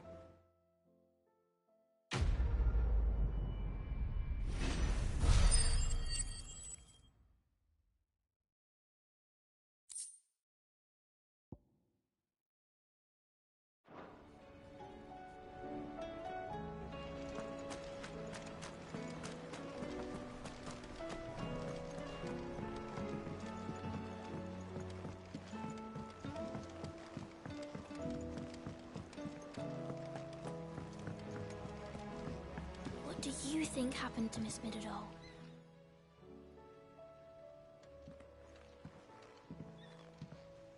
Sid, you have to help us. With what? You didn't take apart another of Mid's contraptions, did you? No. Well, yes. But that's not what we want to talk to you about. It's Miss Middledole. She's been acting strange. Very strange. She's barely ever around. When she is, she acts like we aren't even there. Her head's in a crowd. In the clouds. That's what I said. In the clouds. Well, she does have a lot on her mind. When did you last see her? Not long ago. Right after she got back from saving you from Stonear. Then it's probably just about the Enterprise. It did take quite a battering on the way there and back. You didn't break it, did you, Sid? You really should be more careful around Miss Middeldole's inventions. Don't listen to her. Even if you did break the Enterprise, you could put it back together, couldn't you? But who's gonna put Miss Middledole back together? She seems really sad. Why don't I go and see if I can cheer her up? You do that? For us? She's in her dungeon. Don't scare him. It's not a real dungeon. Thanks for the warning.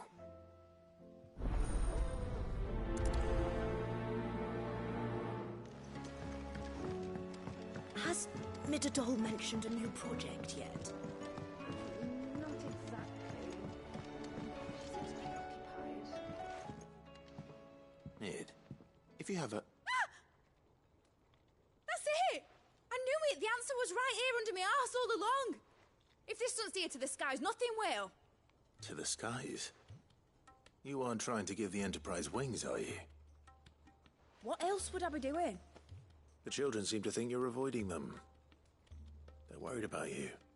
Is this really so important that you need to shut yourself away from everyone? The Enterprise is already the fastest ship in the realm, and that's with the sea beneath her. But what if she weren't bound to the waves? What if she weren't bound to anything at all?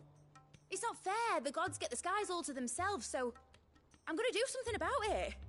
The Fallen had their chance, but they relied too much on magic. And see where that got them? But not me. I've discovered how to do it without. Well, almost. First I need to make a prototype. And is that a one-woman job? Are you volunteering? I'll have you know the Enterprise is my baby. But if her godfather's offering to lend a hand, I'd be happy to take it. First, I'll need oil, and not just some old drippings from Miss Molly's spits in the Tub and Crown. Refined stuff, like they make in Ordil. Then I'll need some bone, or shell. Light, strong, preferably no longer attached to the beast it belongs to. If it's beast bones you're after, I'm sure the curse breakers will know where you might find some. No, they'll know where you might find some. You're the one who offered to help, remember? I should speak with one of the curse breakers before I set off for Old Hill. See if I can't find this bone while I'm there as well.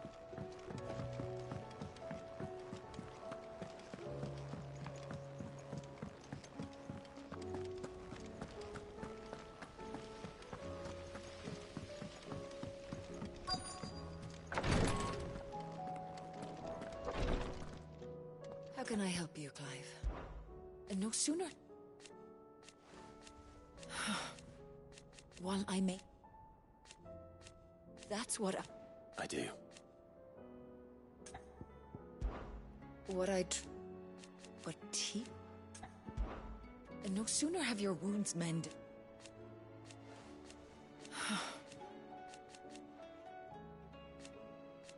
That's what... I do. Take care. Ty's tea stop the fizz. Greetings, Lord Marquis. His Grace and... At first, it was my... My lord. I am. I do not doubt. Thank you. May you return... I prithee, do not risk yourself unduly.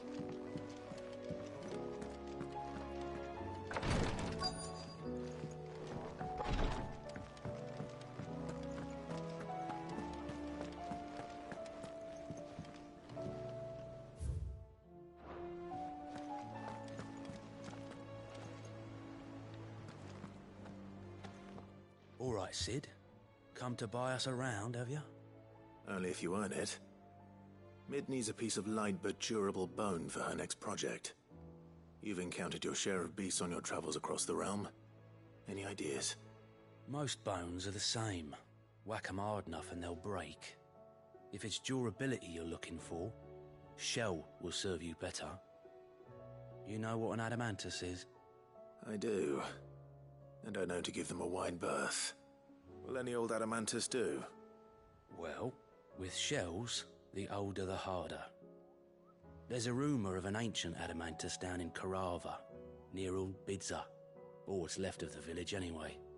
But don't expect to make quick work of the bastard. There's a reason it's lived as long as it has. I'll keep that in mind. Thank you.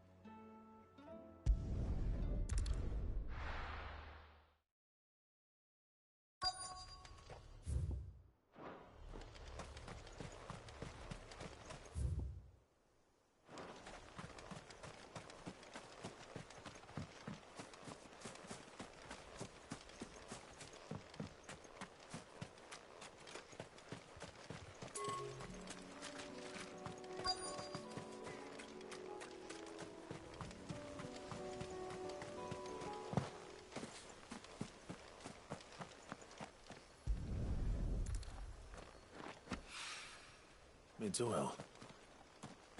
After what happened. Yeah. It's a miracle there was any left at all.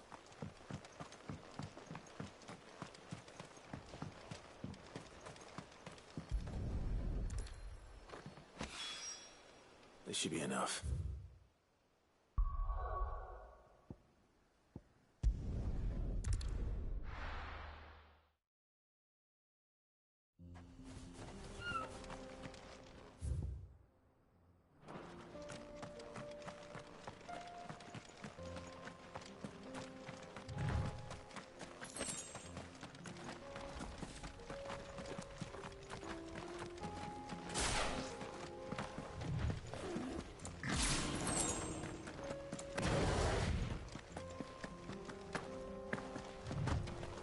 Here we are again.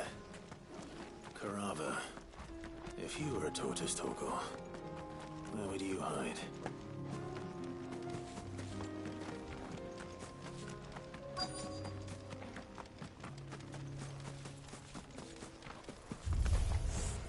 It looks like we found him.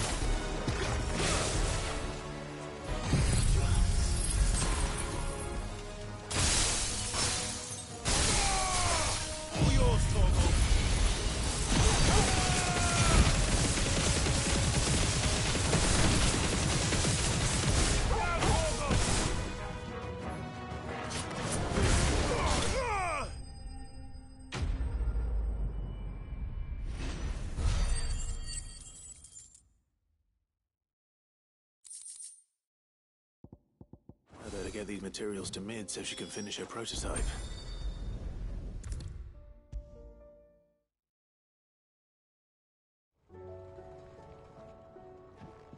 Mid, tell me this is all you need.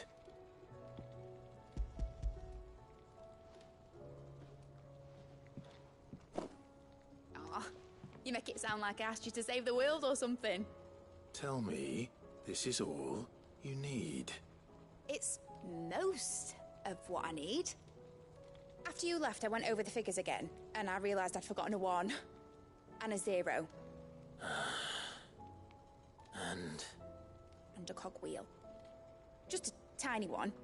Though, that's the problem. Gears that small are a bastard to make, and I may have lost the one Blackthorn spent a fortnight toiling over. Wait. The children. When they took apart your scales, there was a tiny brass gear. Now that I think about it, they didn't use it when we put the scales back together. The young'uns? But why would the... You know what? I don't want to know. I'll keep working on the model. You go and find that cog.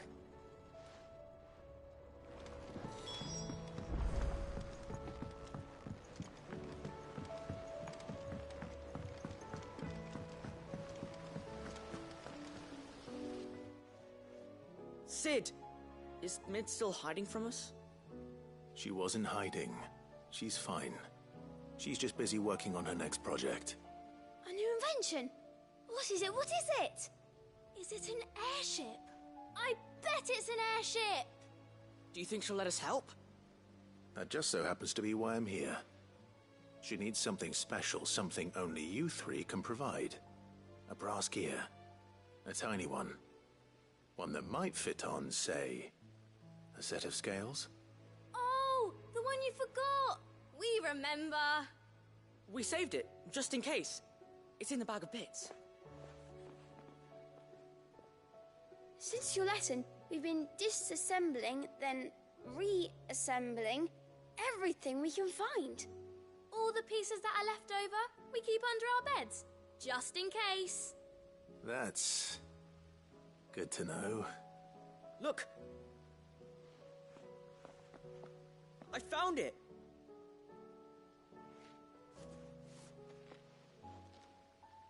Is that all?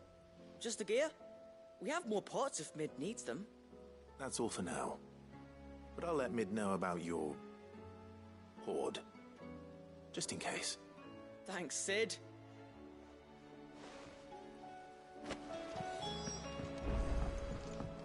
Has Midadol mentioned a new project yet? Not exactly.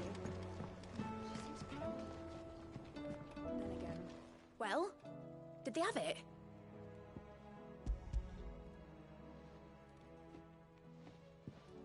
They did.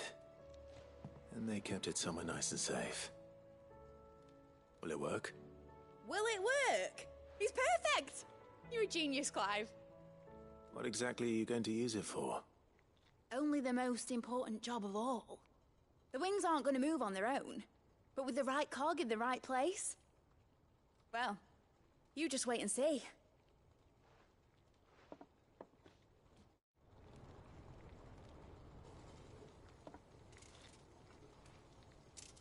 That should do it.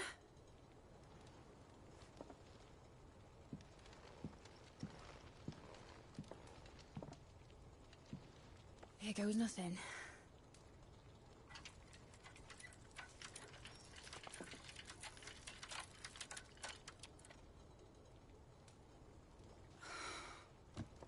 Titan's tits.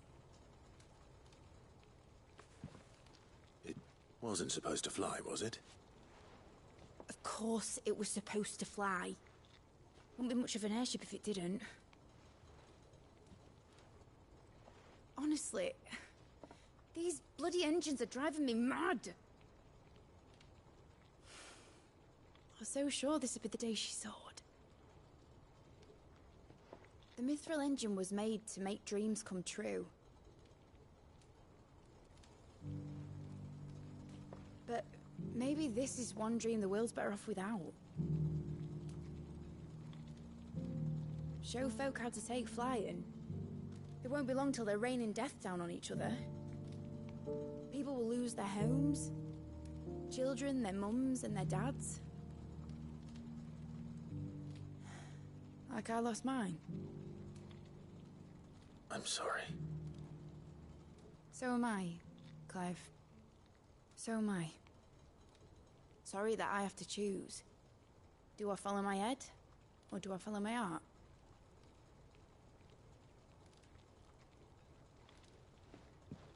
Good question. The first time I stood on the deck of your ship, felt the wind in my hair. It was like I was flying. But imagine how it would feel to actually do it. My dad always said there were two ways of living life. Chasing a dream or shuffling to your grave. And he were right. Right about a lot of things. Not that I like to admit it. People need dreams to chase. Especially in a world like this.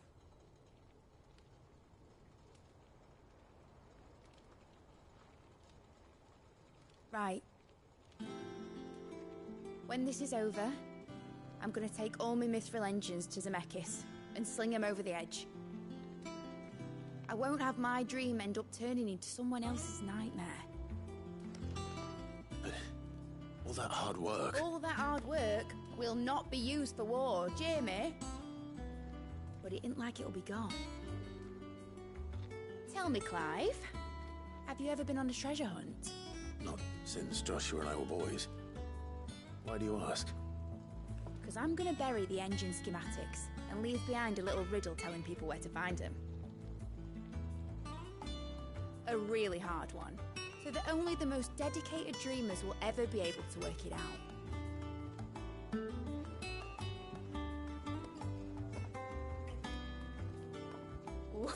Ooh, I can picture it now. Some daft general squinting at the words with a gormless expression on his mug. Like that one, yeah. Right.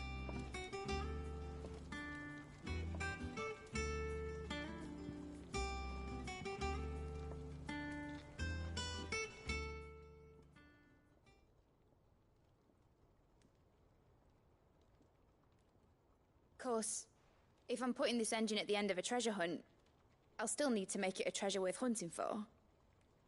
Won't be much of a prize if it couldn't even make a toy boat fly after all. My dad always said, dream big. But it ain't the size of a dream that's important, is it, Clive? Only that it's a good one. And I reckon I've got a fair few good uns left in me. I'm sure you do.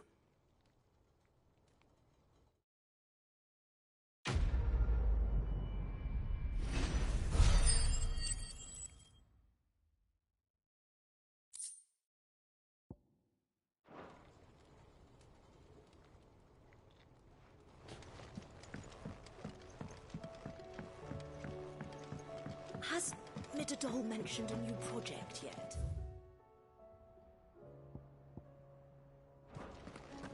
Not exactly.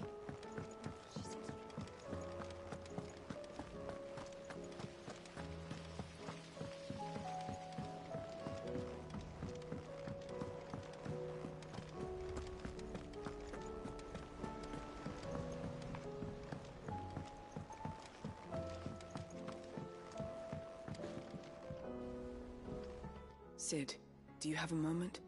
By all means. It's my old master. Seems there's no escaping her. She found some way to send me a letter. And something else. Records from a Waluda prison. Seems they were keeping a lot of bearers there.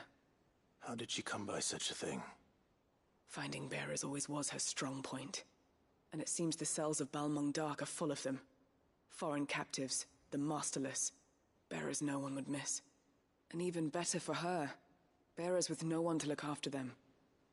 When ether started lapping at the walls, the jailers fled. Leaving the bearers to be liberated by whoever happened to come along next. Sid, I'd like to believe that I've earned your trust by now. And while I'm well aware that you've forbidden Cursebreakers from traveling to Waloed, I can't let those bearers die in their cells. I'd rather risk shipwreck on the Shadow Coast than leave them to starve. We'll be needing the Enterprise if we're going to navigate the Narrow. Does that mean... I'm making an exception, but we travel together. And we stay no longer than we have to. Ash is an inhospitable place at the best of times. We save as many as we can, and we leave. Thank you, Sid. There was a name in the prison register. A name from my past.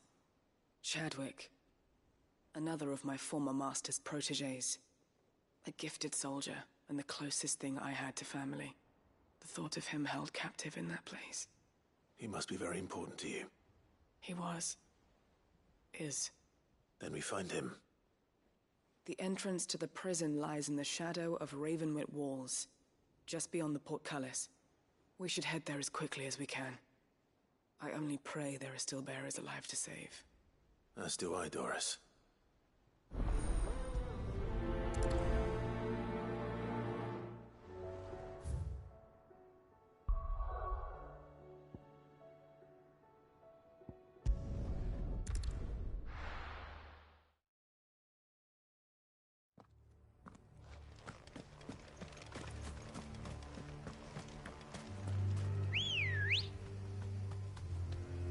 Doris is waiting for me near Balmung Dark. The longer she's out in the open, the more likely she is to be found by a Kashyyyk. I need to hurry. Faster!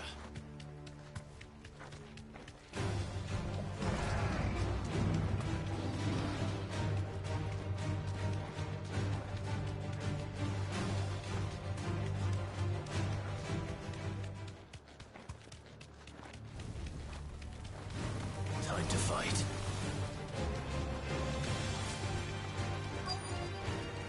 No need to ride from here.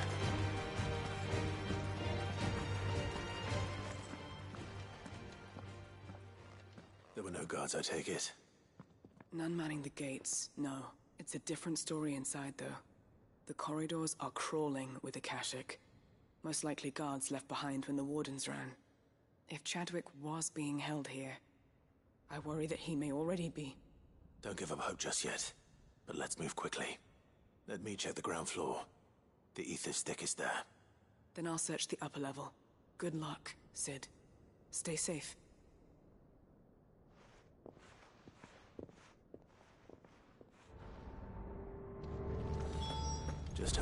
the floods inside the walls. Bad enough to turn a bearer. I hope not. We're risking a lot just being here. Better keep my eyes open for signs of life.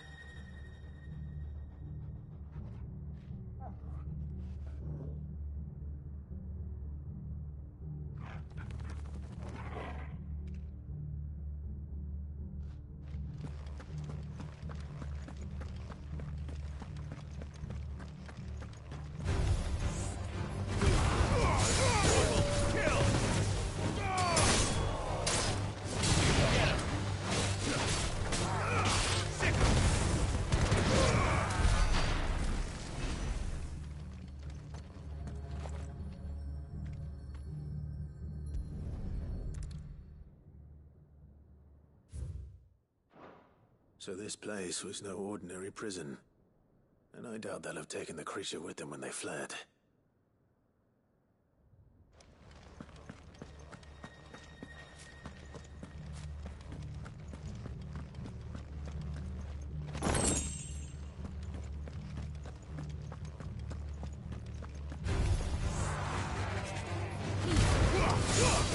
All yours, Torgal!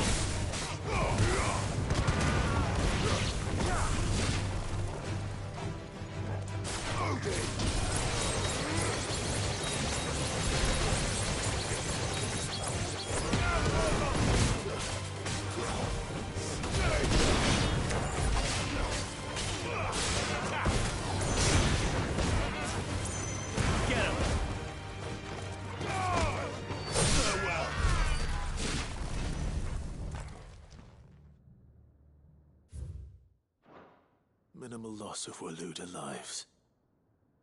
And what happens when they run out of bearers? Even the Imperials take better care of their branded than that.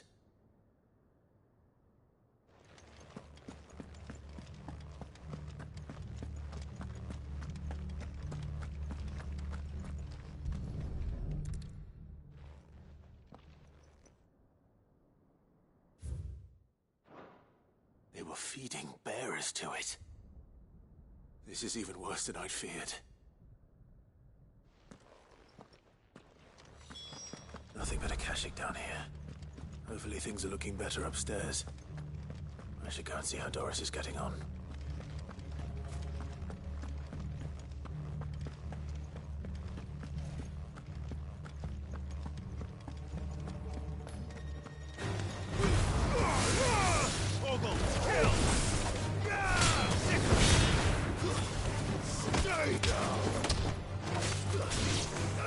This one. Over here.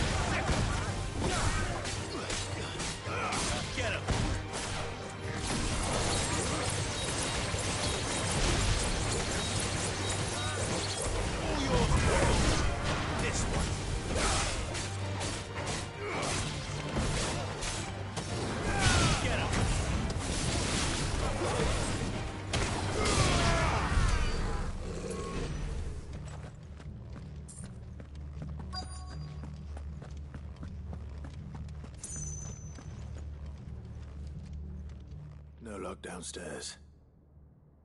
But I did find out that this place was more than just a prison. Something far more sinister was happening here. I know. I've been reading some of these documents, and it can't be true, can it? Bearers die every day in service of their masters, but this is so much worse. Pitting bearers against a wild beast armed with nothing but their wits? And all in order to bring about more death. And not just those who could fight, but the elderly, children even, and those who wouldn't or couldn't were disposed of. Whatever that means. I'm afraid it means they were fed to the monstrosity they kept here. Then we're too late. And I was a fool to bring you here. Don't say that. Did you find anything else? A key. But it doesn't fit any of the locks on this floor. Perhaps it will fit one of the doors downstairs. There's a corridor I haven't searched yet. Finish up here, then come and find me when you're ready. All right. I'll be there in a moment.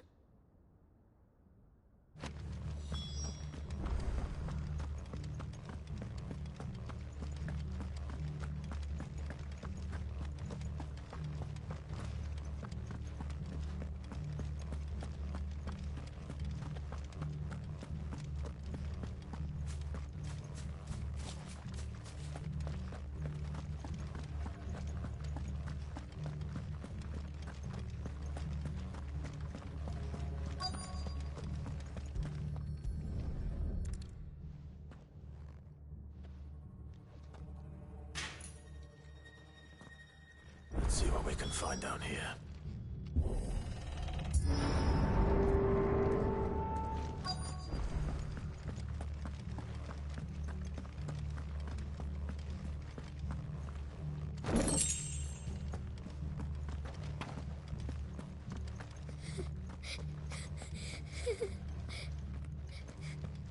A survivor. She sounds close.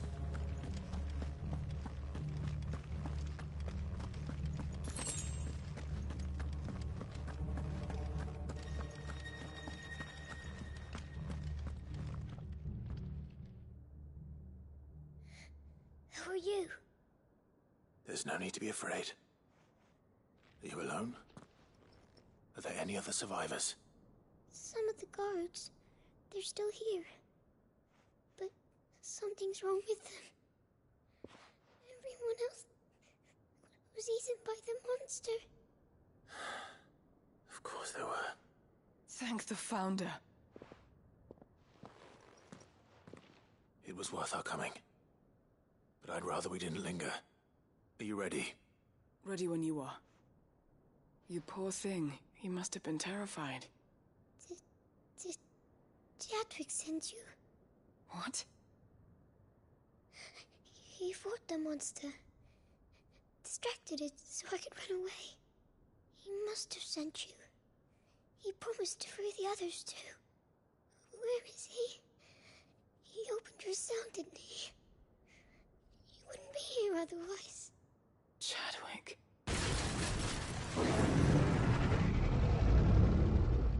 Was that? Monster's back! Chadwick, help! We have to get out of here. Doris, keep the girl safe. All right. You put that bearer-eating bastard in the ground. It's out there waiting for me. I can't let it live. Not if it's got a taste for bearers.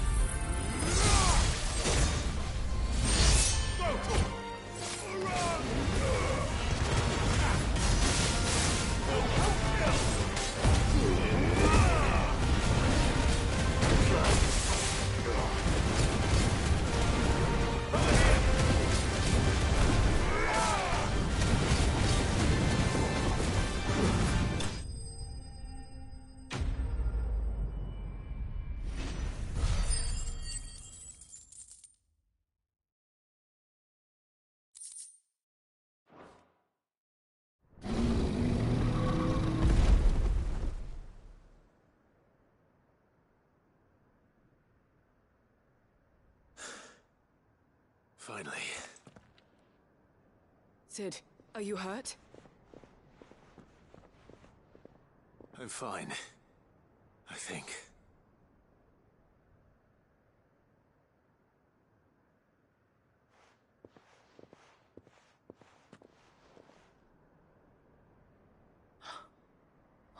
No. What is it? A diary. I gave it to Chadwick before we went our separate ways. He was here. Do you think that creature? I'm sure he fought bravely to the last. The girl is safe thanks to him. Chadwick. You fool. Come on. We have to get her back to the hideaway. We don't want his sacrifice to have been in vain. No. Of course not. I'll see that she's looked after from now on. It's the least I can do.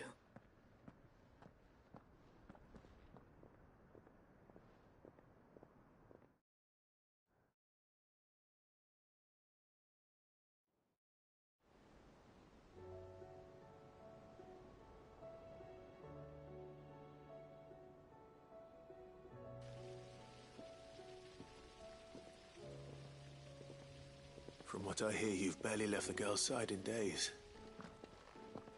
I hope she's recovering from her ordeal. She is. Slowly but surely. She's far tougher than she looks. I thank the flames we found her. If we hadn't... I know. But we did. I'm sorry we weren't able to save Chadwick. There's no need to apologize. Without your help, I would never have found out what happened to him. How he fought to the bitter end to save her. To save Haida Marie. That's the man I remember. The man I thought of as a brother. I wish I could have met him. I'd like to hear more about your past. If you don't mind, that is. Of course. You already met my former master. She trained Chadwick and I to do two things. Kill and obey. We were supposed to be sold to the highest bidder when the time came. But no bid was ever high enough to convince her to part with us. For years, we were her daggers in the shadows. But we could never quite shake our doubts about the things she made us do. And then, one day, we just couldn't do them anymore. So we escaped. But staying together was out of the question. They would have found us too easily. After so many years of training, the pull to serve was always strong. It scared me to think he might have taken another master, become a dagger in someone else's hand. But even in captivity, the battles he fought were his own. And he died not as someone's tool, but as a hero. Haida Marie is proof of that. Bearers can cast off their shackles. And the Cursebreakers will show them how. I'll fight until my dying breath to see it done. For Chadwick, and for all of us. Thank you, Doris. We'll be counting on you.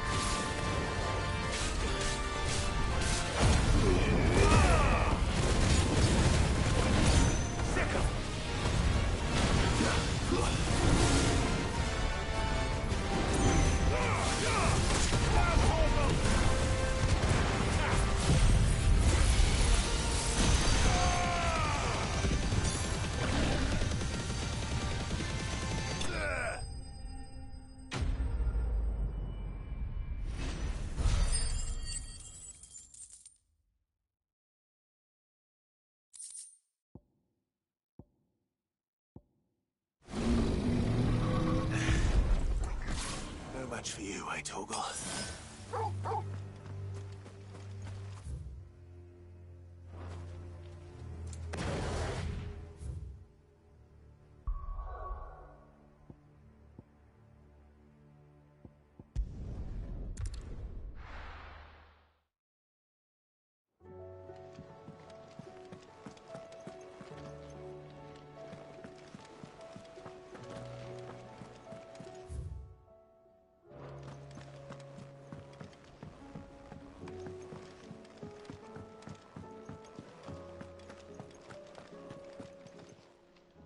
Still alive, are ya?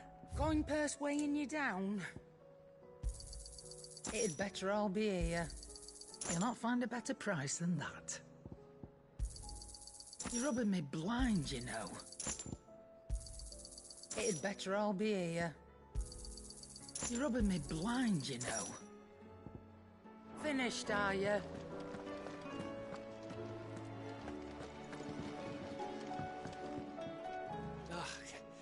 You all right? Something troubling you? No more than usual. It's just... Eda's baby will be coming soon, and I wanted to make something for it. I'm sure she'd like that. Back in the north, families would always make gifts when a bairn was on the way. Yeah, let the little tykes know they were welcome in their new homes, like. So, what's the problem?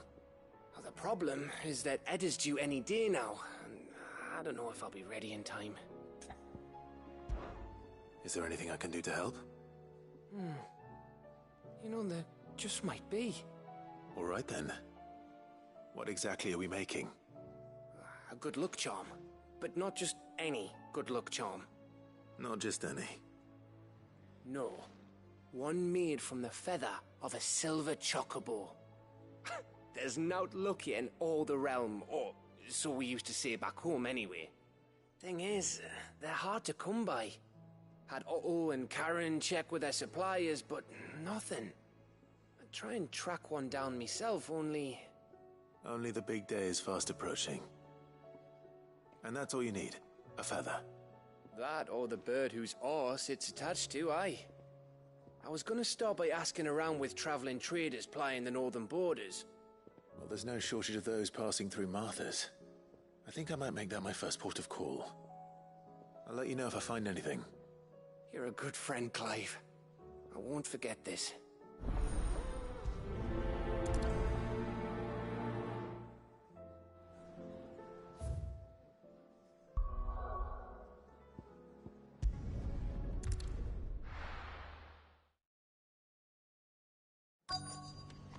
Let's hope one of the merchants here has what Gav needs.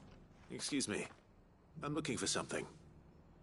Oh, well, then I'm your man. A silver chocobo feather. Oh, or maybe not. Though you're not the first to mention the bird around here. There was a man stopped by the rest not long ago, claiming he was attacked by a silver chocobo. Near some gutted hovel, not far from Eastpool. Most took him for a braggart and a liar, but who knows? Perhaps there was some truth to his tale. We'll see. Thank you.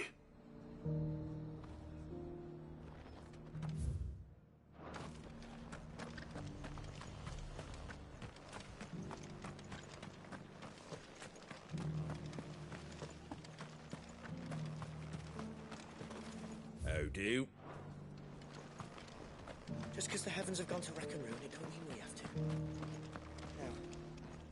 How do, traveller? You've the look of a man who could do with a new whetstone?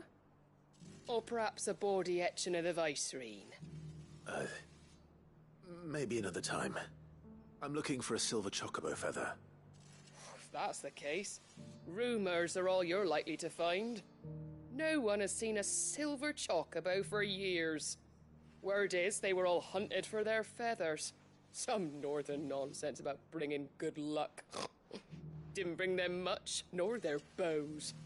If any are still out there, I reckon they'll be doing their damnedest not to be discovered. You're probably right. Thank you anyway.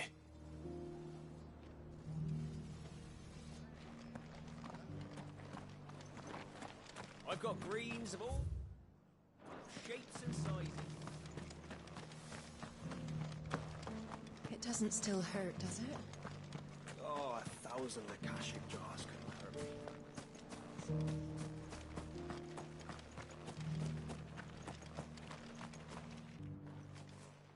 Can I help you with something? You wouldn't happen to sell silver chocobo feathers, would you? I deal in fruit, not fancies. But if it's fancies you're after, I suggest you try Rhiannon's ride. Was a silver chocobo seen there? Oh, yes. If you believe the ravings of a madman. It wouldn't be the first time. A silver chocobo sighted in the hills near Rhiannon's ride. It sounds almost too good to be true. But since I'm already here...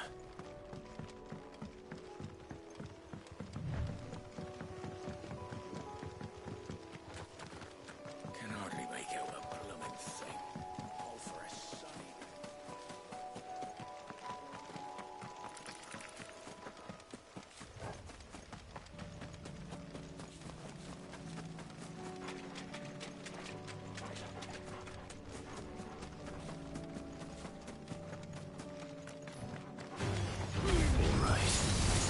Ogle, kill! Stay down!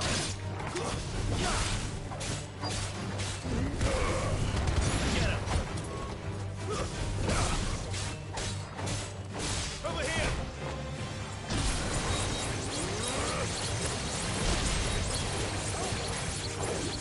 All yours, Torgal!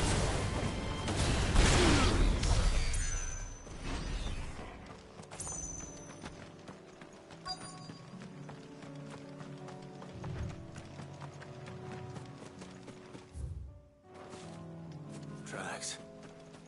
They're not left by bandits for a change.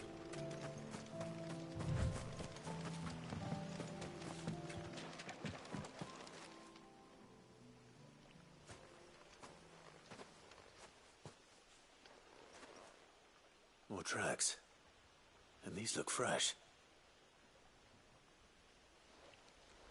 The chocobo was here. And recently. Perhaps it still is.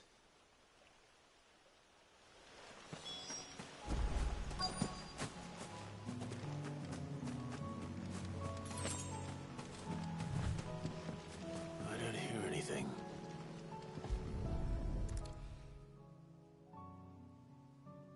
Well, I'll be damned.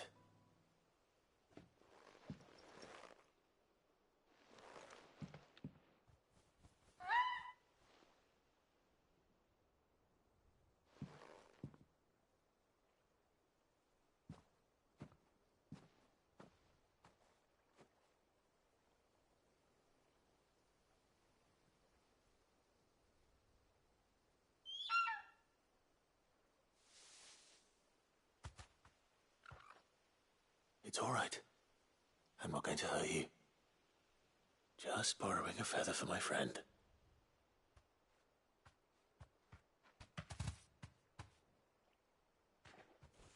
Thank you.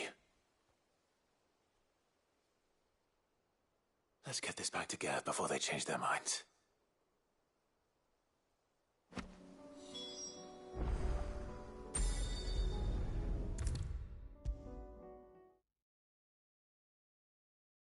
It was no trouble at all.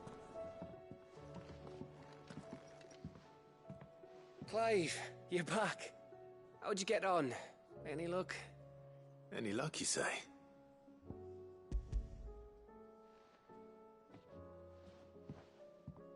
Crystals crack. Is this what I think it is?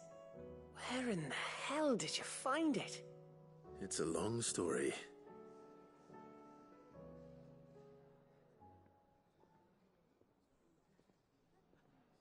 Right there on the road to Eastpool. Who'd have thought it? Everything up there's been abandoned for years. The empty cabin made for the perfect shelter. Though I fear my presence may have forced the poor creatures to look elsewhere. Don't blame yourself, Clive. The Blight's right on Eastpool's doorstep. They'd have had to move on before long, even if you hadn't have turned up. They'll find a new home. Trust me. After all, that's what us endangered animals do. Anyway, what matters is, You managed to nick us one of their quills before they could run off. And now all that's left is to fix it to the carving. I didn't know you could carve. Reckon there's a lot you don't know about me. Like the fact I'm as good with a whittling knife as I am with a sword. And that bone Ember gave me's a dream to work with. What did you say it was from again? An Avis? But it weren't your Avis, Sid.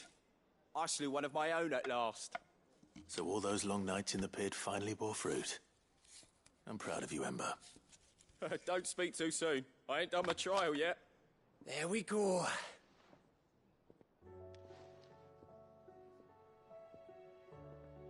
What do you think? I think if you ever hang up your scouting cap, you'll be able to make an honest living. Oh, will I? I should go and see if Ed is awake. Give it my best. You can give it to yourself. Come on.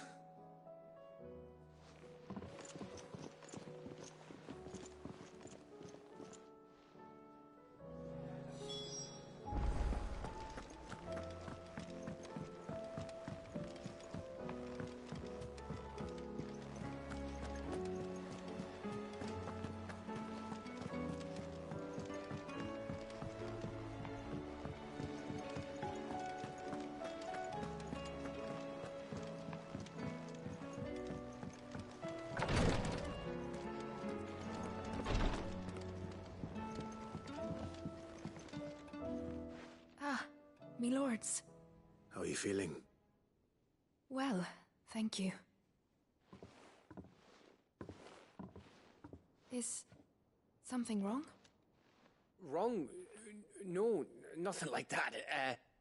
What it is... Go on, please.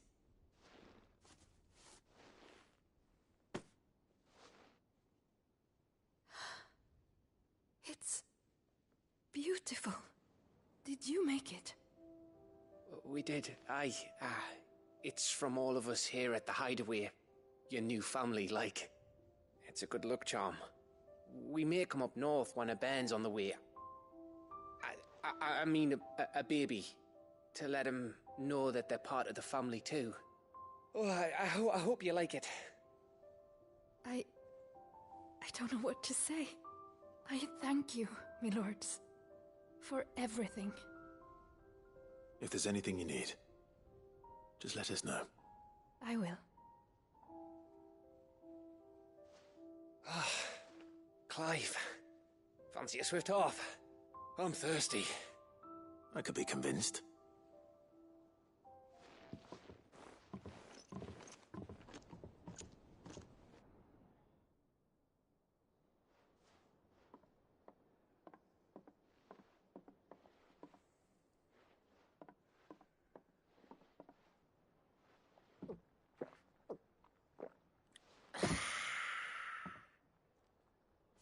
Don't you think you've had enough? No, we're celebrating. I'm gonna be a father. I think Edda might have something to say about that. You know what I mean. Bit of light in these dark times.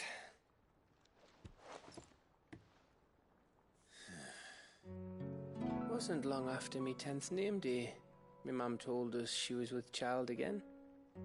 I was over the fucking moon. I was looking forward to having a little one to lord it over, what with me being the runt of the litter.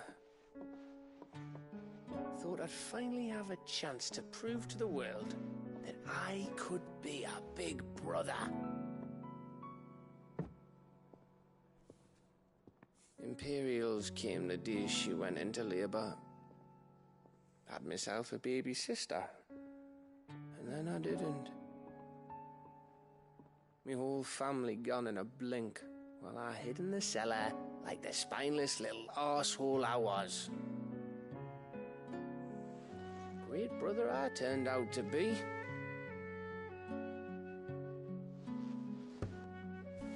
I'll never be a leader. And I'll never be a hero. I'm just a daft little dog who comes running when his master calls. I'll never be like you, or Sid, or Jill, or even Torgal. Have you finished? Maybe.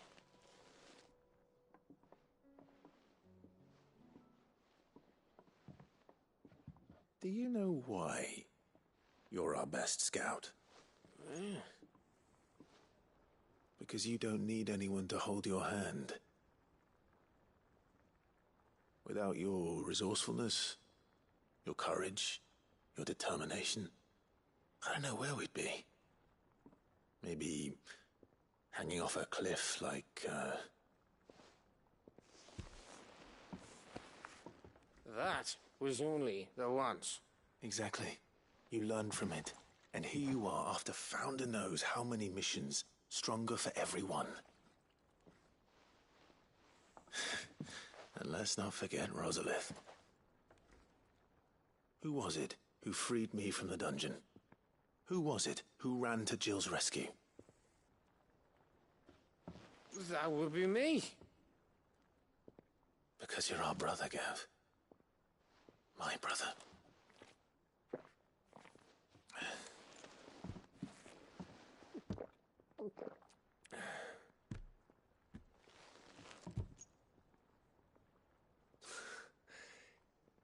Your brother.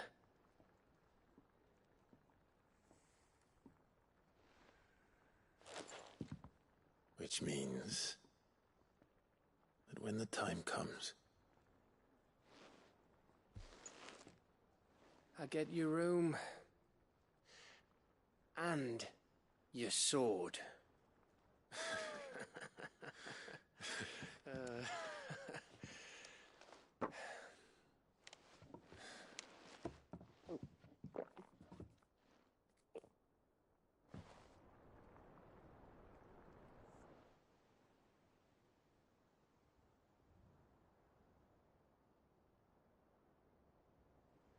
I may have had one too many. You may have had 10 too many. I said I was thirsty. Better get back to work anyway, after I walk this off. Clive? What is it? Thanks for, you know. I know.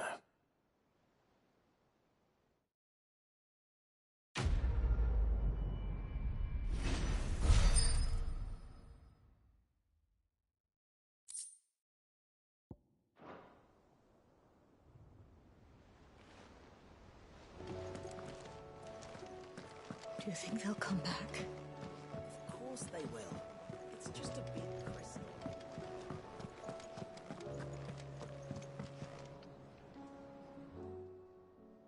Hmm?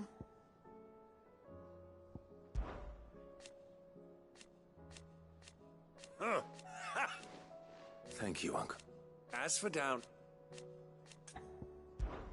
Clive, my boy! Rutherford informs me that we owe you our thanks. Hadn't intended for you to get involved, but such are the times we live in, huh? I would have done the same for anyone else. You're far too modest, Clive. You'd make a terrible nobleman. But tell me, is the realm truly in as dire a state as Rutherford suggests? From what little I saw, you were right to be worried. I suppose I should have expected the worst. But I was rather hoping the great and good of the realm might have things a little more under control. Alas, it seems that firm leadership is in short supply these days, and without it, the people are bound to lose their way. We must move quickly. But where do we start? True, the challenges that face us are many, but in my estimation, there are two key areas to be addressed before any other. The realm's armies and her larders. As you've seen firsthand, it's every man and woman for themselves out there. Certain cities have banded together to try and maintain some semblance of order, yes? But such cases are few and far between. And yet, the only remedy for the chaos that faces us is unity. A unity that transcends even the borders laid down by our ancestors. In short, if Storm does not stand together, she will fall apart. But how would one even begin to unite the realm? The armies, my boy. As I told you already, we begin by restoring order among the ranks of those sworn to maintain it. Sadly, I doubt I could convince even the lowliest gaggle of privates to dig a latrine together. But I do know someone the High Commanders have been known to listen to on occasion. Field Marshal Eugen Havel. I thought he was retired. He was, until an Akashic army tore through Randalar and killed most of the rank and file. There is no man alive more capable. Literally. And as luck would have it, I've already spoken with him on the matter. Of course you have. And he's agreed to help. On one condition. That he first speaks with you personally. Havel has always been a man of frustratingly rigid principle, and he has certain qualms about clasping arms with, well, with an outlaw. I extolled your many virtues as best I could, of course, but the old goat was adamant that he be allowed to appraise you in person. You don't mind, do you, my boy? Of course not. As long as chaos reigns, we will never build a better world. I'll do whatever it takes. And if the Field Marshal wishes to speak with me in person, then so be it. That's the spirit. I'll leave for Randalar at once. Would you send a Stolas? Of course. Rutherford is already in the Dalmekian capital. I'll have him tell Havel to expect you forthwith. Excellent. Thank you, Uncle. No, thank you, Clive.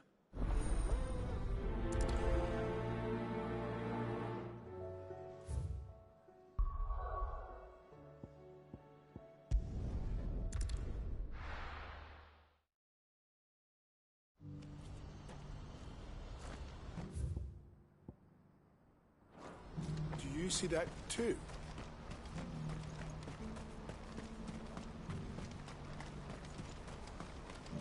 Papa? What is it? Oh, please. Just make it stop. I'm scared. It's all right.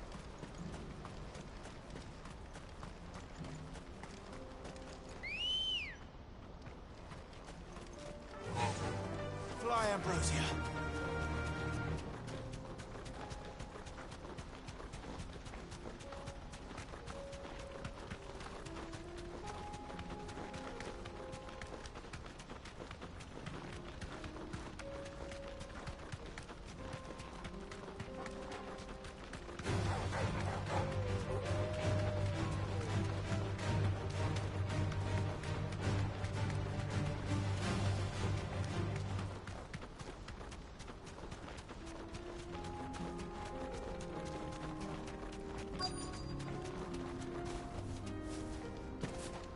Can't be Rutherford, can it?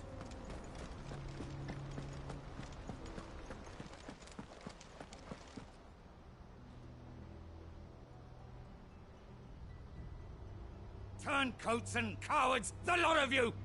If it's a fight you want, it's a fight you shall have! Allow me. I don't need your... Please, Field Marshal.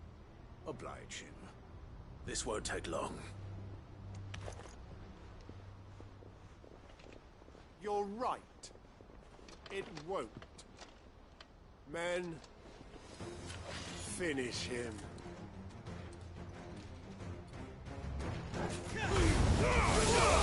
All yours!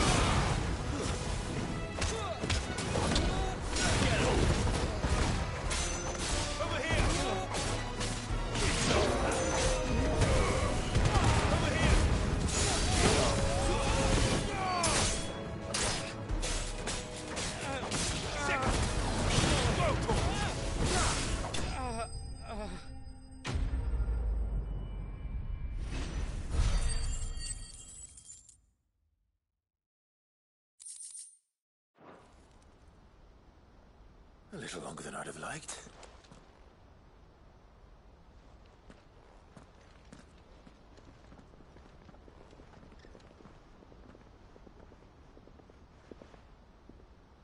Field Marshal Havel, I presume. Are either of you injured? No, my lord. You arrived just as our escort turned on us. Fucking traitors. I'd heard reports of soldiers in the outlying regions abandoning the oaths they swore. But I hadn't thought the corruption had reached so close to the heart of the Republic. It's a fucking disgrace. Your interfering old bastard of an uncle tried to warn me, of course. My lord Marquis. Or is Sid the Outlaw more to your liking? Call me what you want. It doesn't change who I am, or the urgency of the message I bring. My uncle has a plan to right the realm, and he needs your help to see it through. Before I agree to anything, I'd have you answer one question. What do you stand to gain from all this? I won't deny that I might benefit from further chaos. But I seek a new beginning for all of us.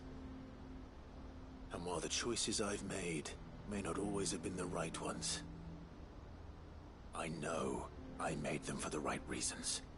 For so long, so many of us have been told how we could live, how we could die, when it should have been our decision all along. Now we have a chance to put things right. But in order to take it, we must stand together. Even if it be beside those with whom we don't see eye to eye.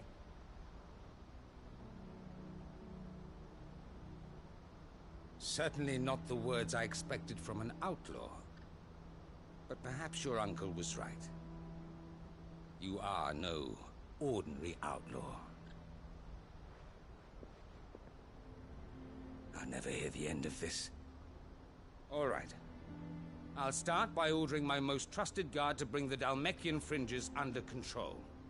Next, I'll make contact with my counterparts in the Imperial Army and see if I can't convince them to try and restore order in their own territory. Thank you, Field Marshal. But they are not the only ones we will need to convince. What do you mean? I don't doubt that I can bully some sense into a few generals. But those they answer to require a different kind of persuasion. And when it comes to honeyed words, well, we will need an envoy. One who can court even the most stubborn of statesmen. You, perhaps. I'm flattered. But I'm no diplomat either. And I have other problems to attend to. What we need is a skilled arbitrator. And I may know just the person. Is that so? And would he happen to be an outlaw too? Of a different kind, perhaps. Well, beggars can't be choosers. I suppose we'll all have to find a little of the outlaw in ourselves if we're to make it through this. Very well. Send your man to me right away. I shall.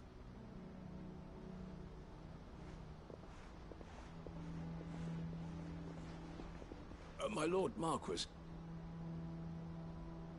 Your Lord Uncle bade me escort the Field Marshal to his manor in Port Isolde. And I will see that my associate joins you there. Very good, my lord.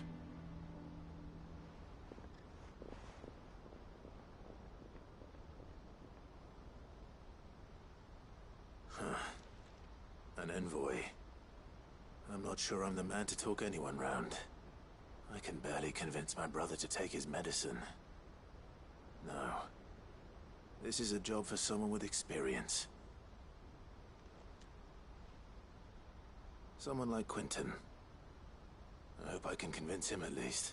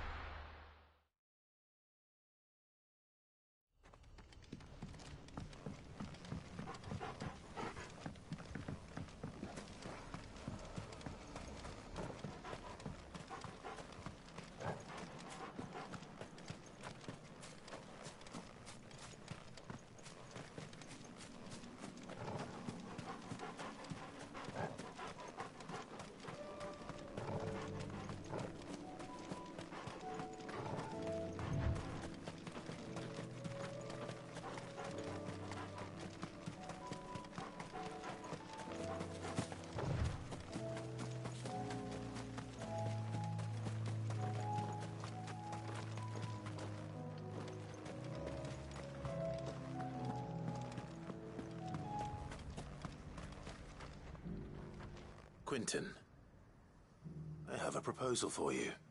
Do you now? Something tells me you'll be asking more of me than a cask of Gotand gold. Go on then. Propose.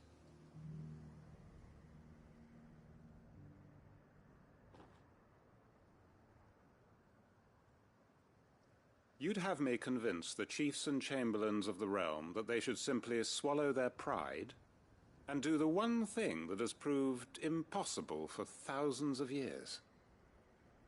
Was there anything else? Perhaps I can fetch you a meat pie as well. I know it's a lot to ask, but I can think of none better suited to the role.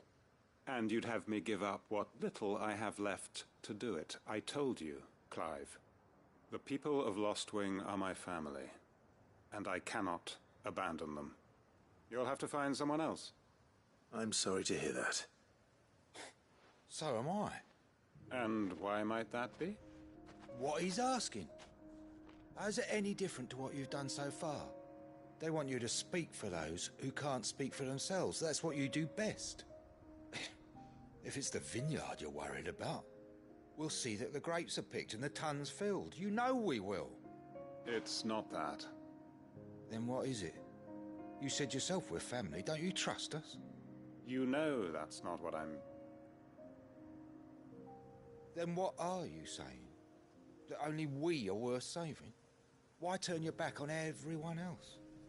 You convinced us we could build new lives for ourselves, and if you can do that, who's to say you couldn't convince the entire realm? A stirring argument.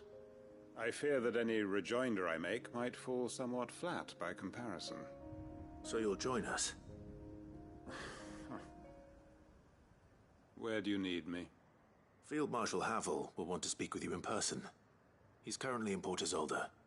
I can arrange for a party of Cursebreakers to accompany you there. That would be very much appreciated.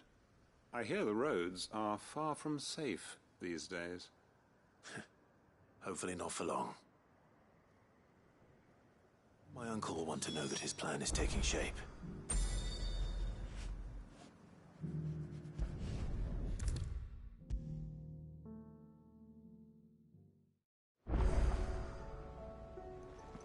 Uncle, I bring good news. The Field Marshal has agreed to your plan. Ha! Of course he has. I didn't doubt you for a moment, dear boy. Rutherford is accompanying him back to your manor in Port Isolde as we speak. They will await your return there. As will one other. One other? Who, exactly? Lord Havel was concerned that even if he could get the realm's armies to agree to an accord, he might not be as successful in convincing those with political power. He asked if I might have a solution, and I suggested a certain Imperial Lord Magistrate turned Liberator. One of your co-conspirators? Master Quentin would probably call me one of his, but yes. Another outlaw, then. Just the thing we need to put these rotten politicos in their places. Good thinking, Clive. I'm glad you approve. The more the merrier, eh? Uncle, assuming Havel and Quentin can solve our problem with the armies, you still haven't mentioned how we might manage the grain shortages. Oh, don't you worry, my boy. The 7 high houses will be seeing to that. They have all agreed to make the most generous of donations. Oh, of course, it did take a little persuasion, but luckily I had some unexpected help. From who? Why, you, my boy. Rumor has it that you rescued the Lady Ariane's head steward Rockford from a horde of bloodthirsty bandits. It was more of a handful. Well, the old battle-axe was so pleased. She had a shipload of talents delivered to my private docks by the next new moon. And when the other houses saw the parsimonious old crone's purse strings finally loosen, they as good as tripped over themselves in the rush to follow suit. I'm happy to hear it. Now, I must be getting back to the manor. Join us there at your earliest convenience, would you? Of course, Uncle.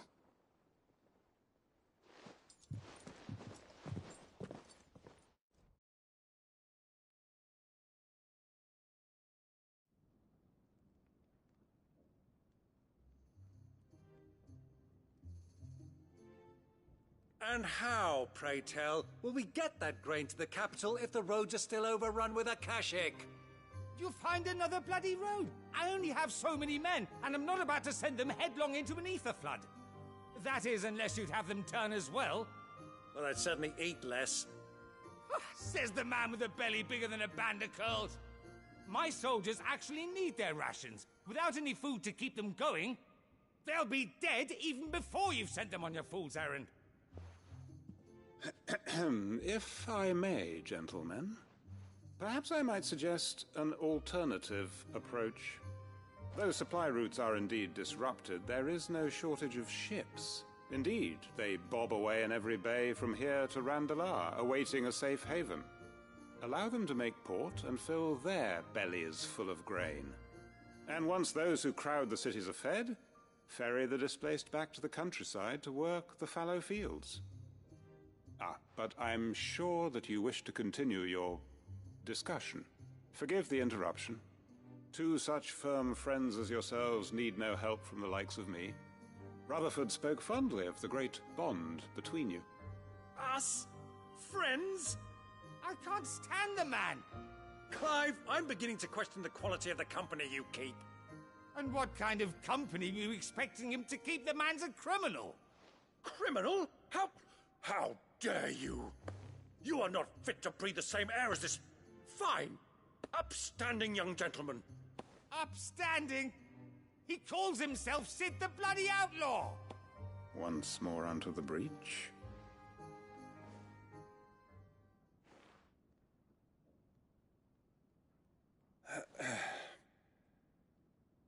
Shall we begin again? What we seek here is not to create a new nation, nor to claim the thrones of those that already exist.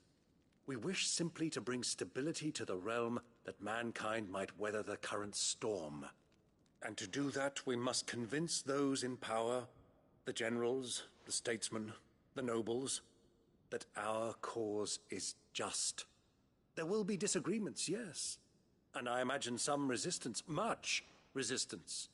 But we cannot let that deter us. If we show them the path, show them that we walk it ourselves, then I am confident they will follow. The fate of the world lies in my nephew's hands, but the well-being of her people lies in ours. And we must not squander the chance that Clive has given us. Uncle Byron, Now, with that settled, let's move on to the signing of the Accord. For what great moment in history hasn't been accompanied by a little ceremony?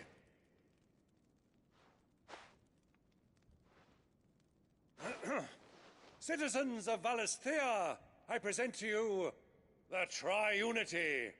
Rutherford, Mike Will.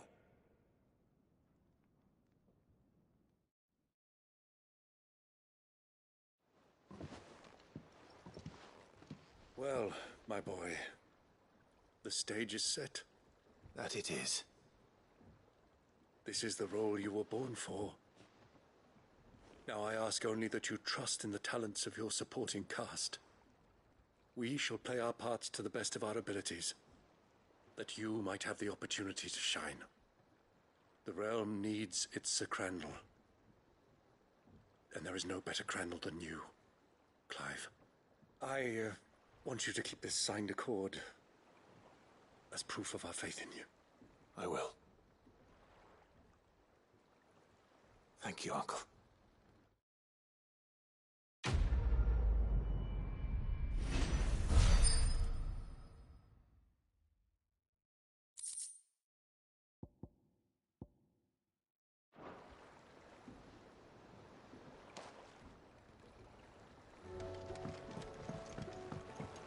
What do you think that thing is?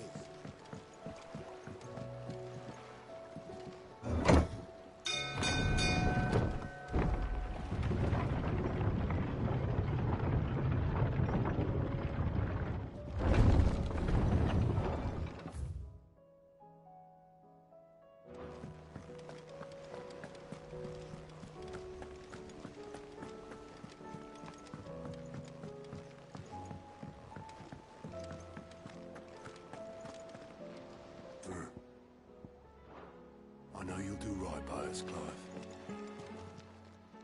Welcome to the Patron's Whisper. Come to claim your just desserts? Here you are. Come again. I may have more for you.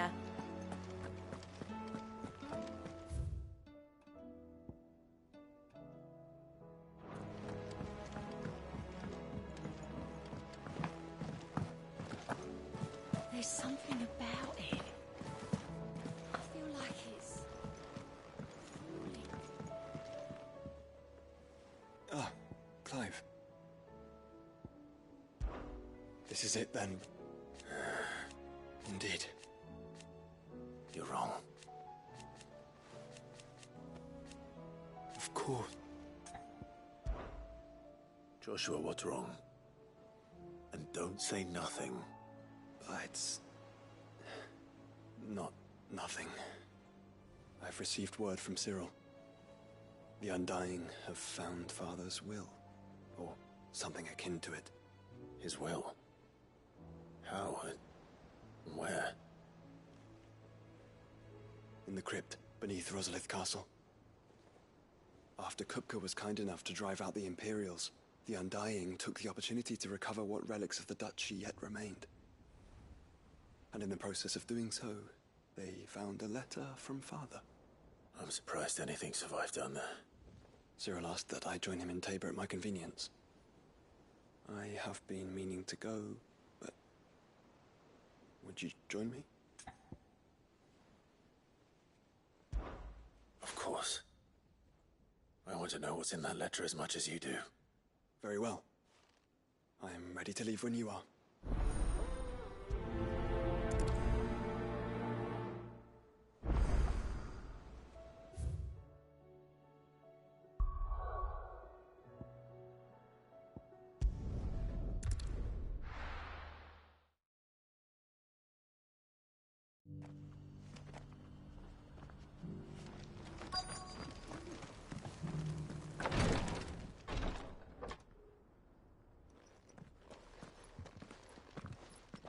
Your Grace, my lord, I trust your journey was not overly onerous.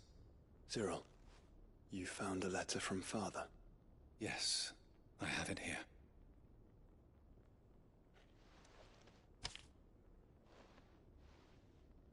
If you would do us the honor, my lord.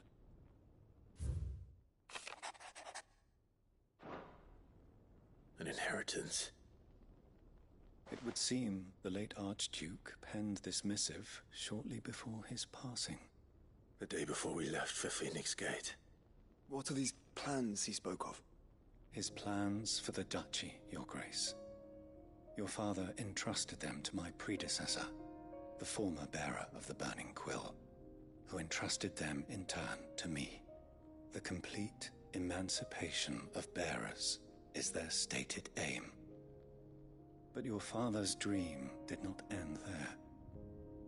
His Grace also spoke of building hospices to care for those stricken by the curse, and the founding of a new university to further the development of non-magical technologies.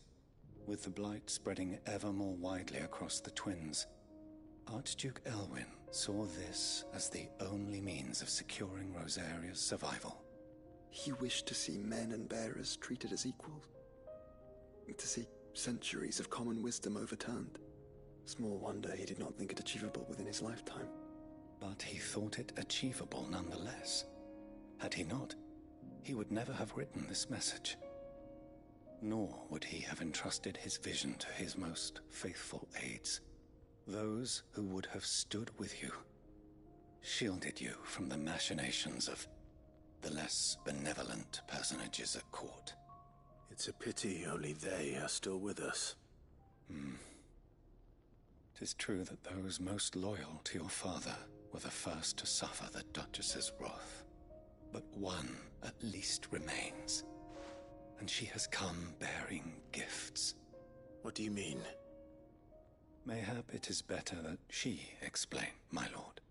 After all, the duties entrusted to me by my predecessor extended only to recovering His Grace's will, and arranging a meeting with the one who might execute it.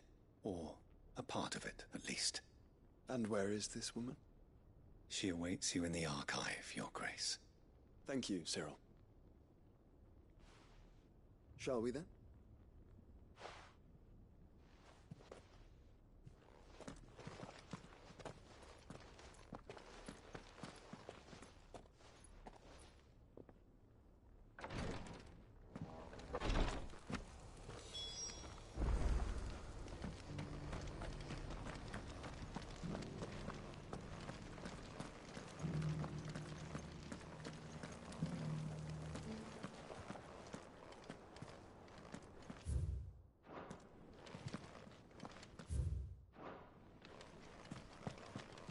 The Undying are not the only secret fellowship in this realm, you know. There are...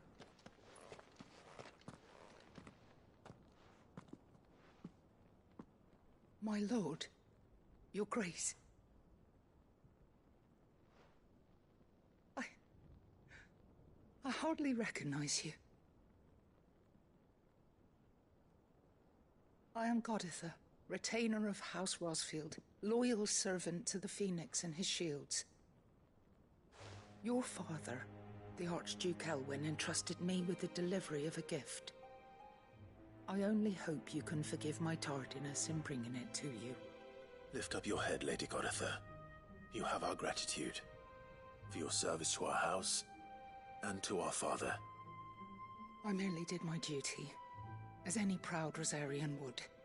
My lady, perhaps you could explain a little more? What exactly is the gift you bring? As I'm sure you know, it has long been the custom for the children of House Rosfield to be presented with certain keepsakes upon their coming of age. Indeed it has. Our father often spoke of the day when our turn would come. And had he lived to see it, he would have presented you with the treasures I bear. Matching armbands for you both. Alas, he did not live. Indeed, he was taken from us even before they could be completed. He had intended to claim the Heartstone with which each armband was to be finished himself, but it was not to be. And his gifts remain incomplete. I see. It saddens me to bring them before you, as they are. It was your father's wish that you be presented with the finished articles, not these, works in progress. But with his grace long since gone, and the stone left unclaimed, I had little choice. You are grown men now, and his house is yours. And while I would not presume to insist upon your claiming the Heartstone in his stead, I know that nothing would have pleased him more than for you to do so. Thank you, Lady Goditha. What say you, Clive? What else? Of course, my lady. May our father's will be done. Oh, I am much obliged. Do you know where we might find this Heartstone, my lady? I do. Though it may be a matter of a good deal more than simply happening upon it. It is found in the bellies of elder griffins, you see. We do at least know where to find one. A certain specimen has made its nest in Titan's Wake, not far from here. A certain specimen? You are most perceptive, Your Grace. In answer to your unspoken question, yes. In fact, this is the very same beast your father meant to slay. I have been tracking its movements since you were but a boy. Were you to slay it in his stead, as men of House Rosfield, it would surely make your father proud. What say you, Joshua? What else?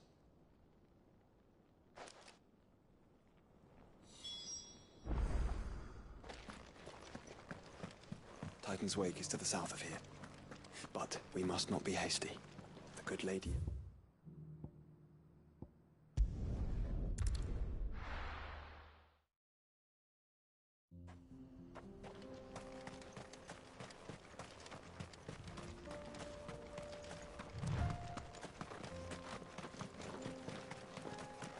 Eyes peeled, Joshua.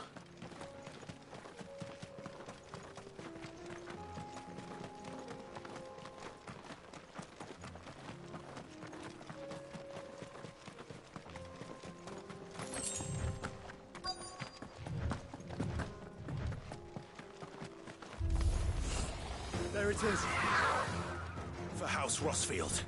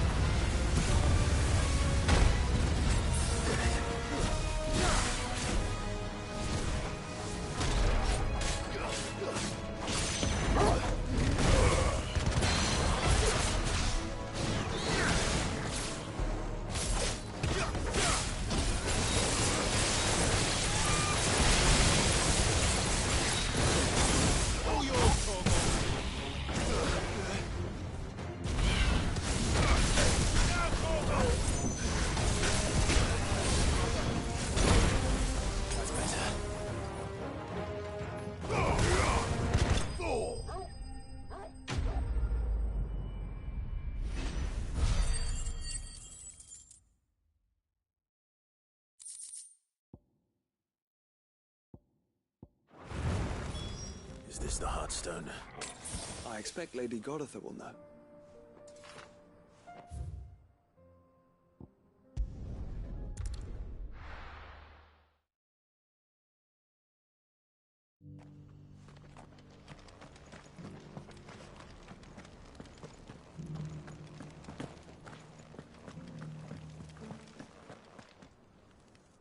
Oh, thank the Founder you were safe.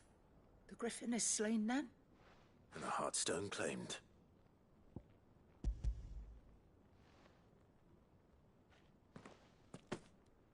Yes, this radiant luster like frozen flame is just as your father described it. Thank you, my lord. Your grace. Your father would be so proud. Lady Goditha, the lapidary is ready. Thank you, Cyril. I will be with him shortly. If you would excuse me, I shall have the stone cut and set forthwith.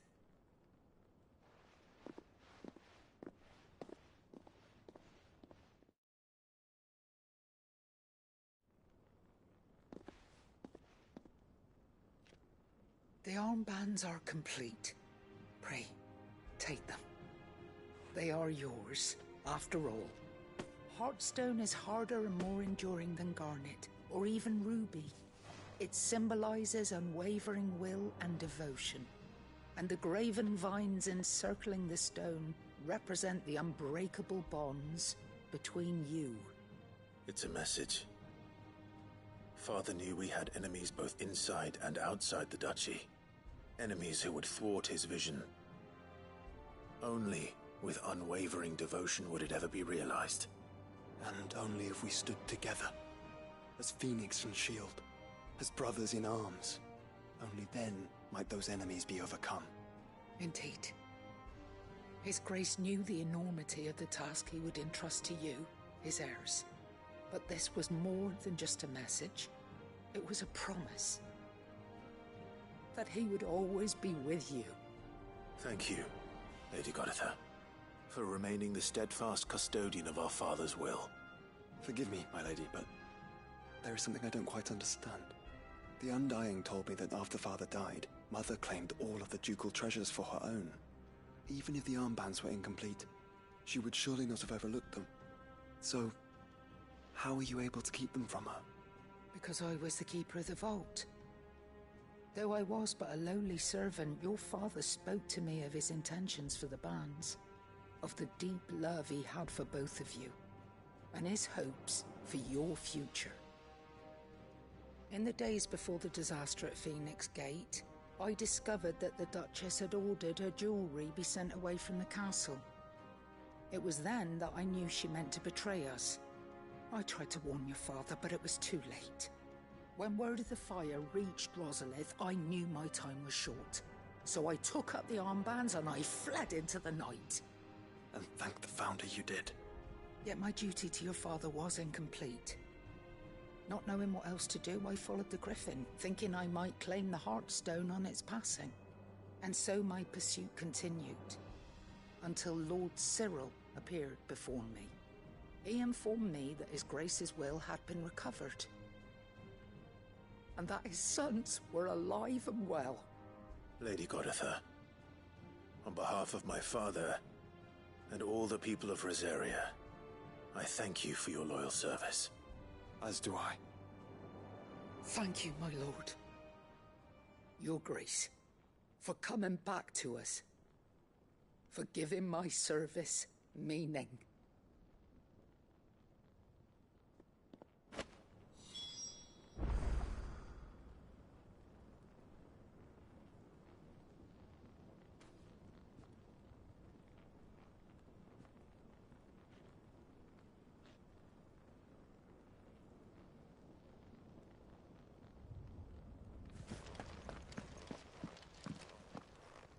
The bands suit you well.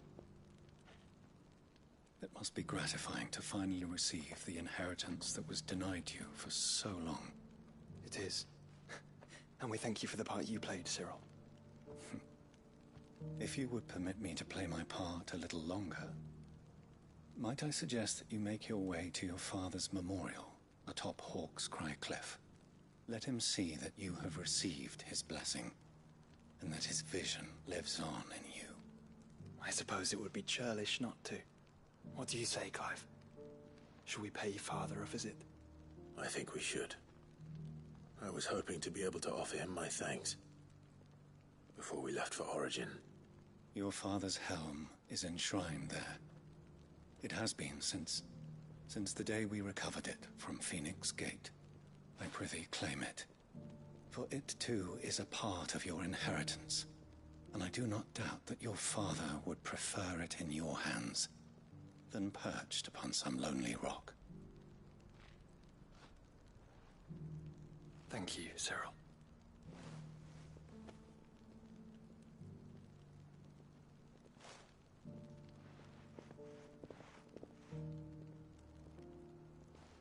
Come on, Clive. He's waiting.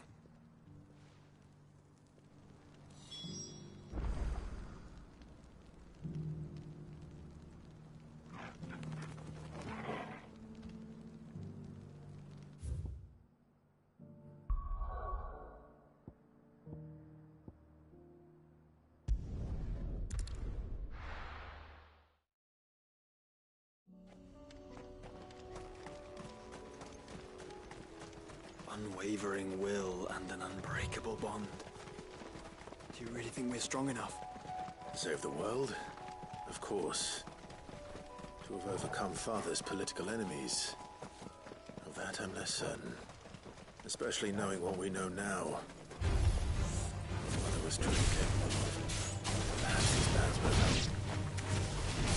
Having he was with us would have made all the difference.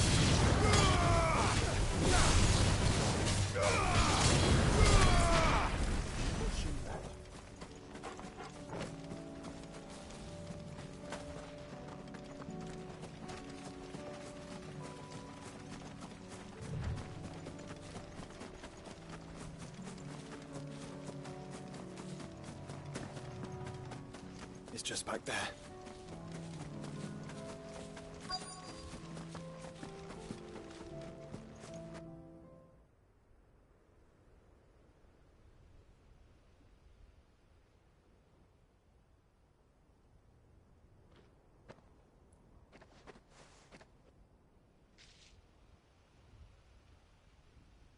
Father always fought for what he believed was right.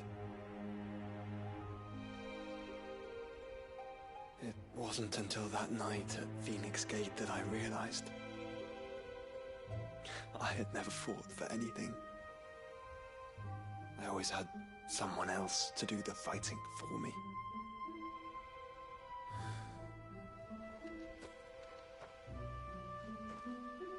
No matter how fate conspired against him, he never lost heart, never looked back, never stopped fighting. To me, he was the greatest of men. And I've been trying to live up to his ideals ever since.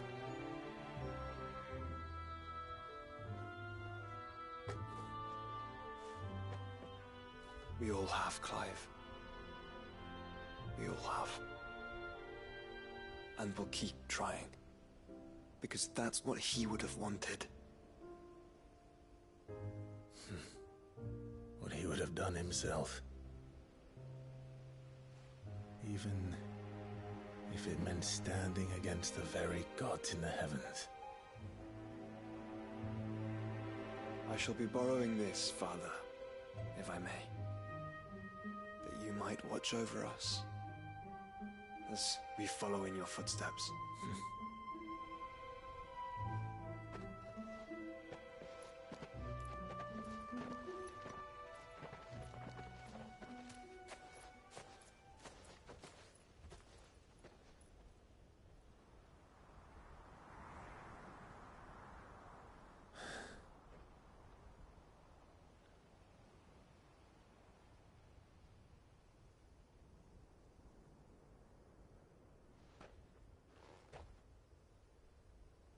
We won't lay you down.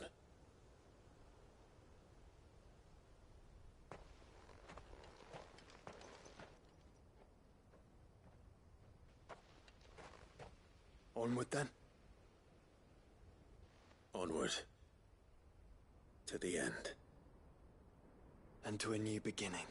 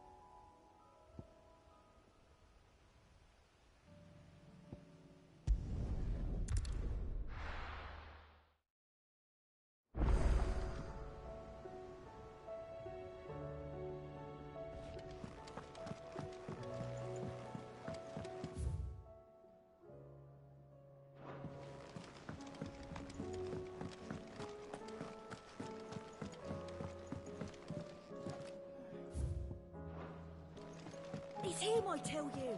The Crown Prince of... I don't suppose you're here to reprise the sick. Do you know? 'Twas not your mother, but above all, and so you. That's my boy.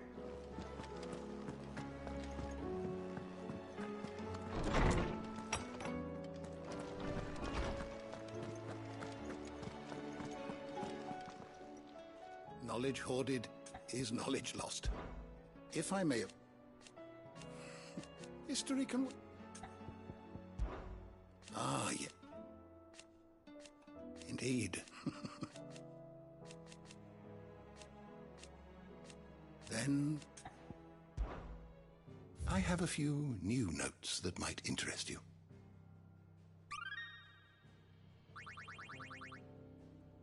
If you have a question for me, I should be happy to answer it.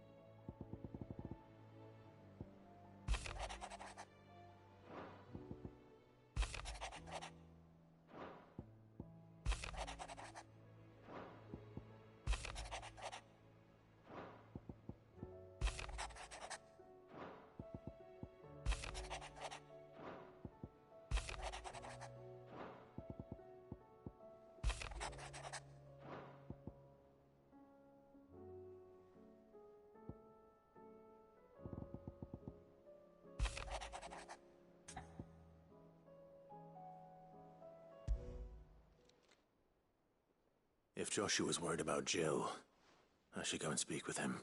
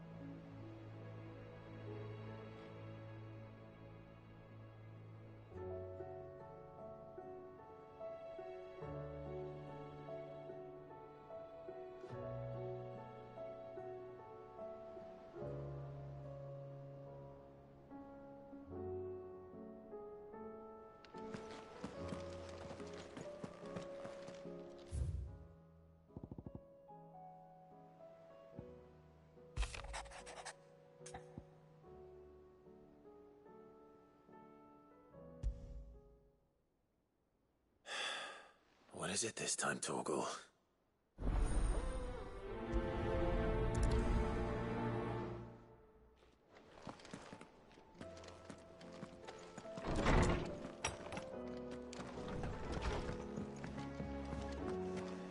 First the skies, then the crystal.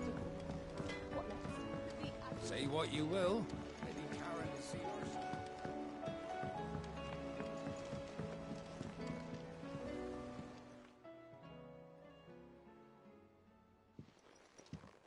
Pining for something, boy. What is it? What do you see out there?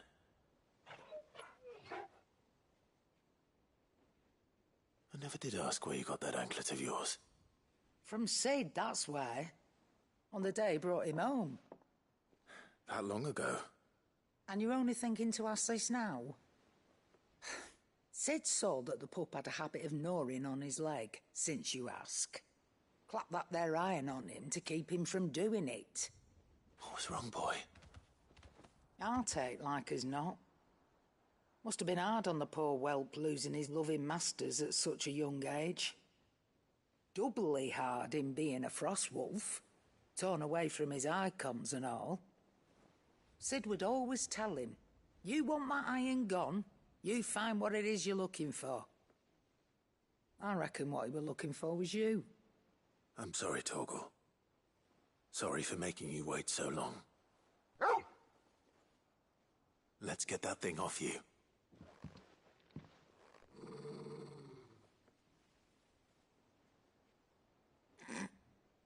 Doesn't sound like he wants it off. Indeed. You miss Sid as much as the rest of us, don't you?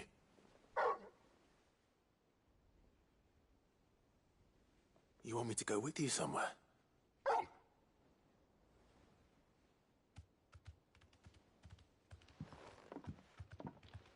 Quick, aren't you? Glad you've been paying attention. Not nearly as much as you have, Lady Karen. Aye, good thing and all.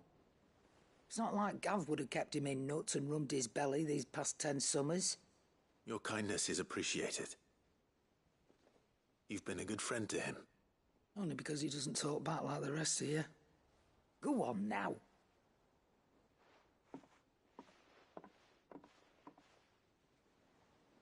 Where to then, Torgal?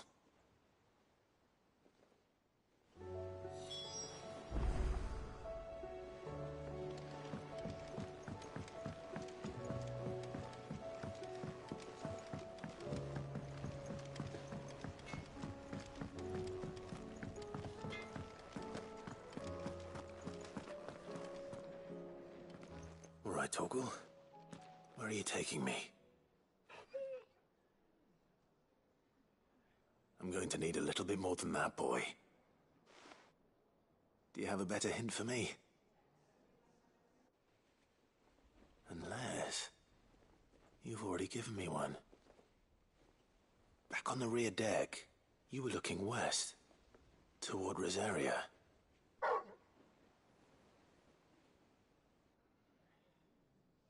Why don't we try the rookery?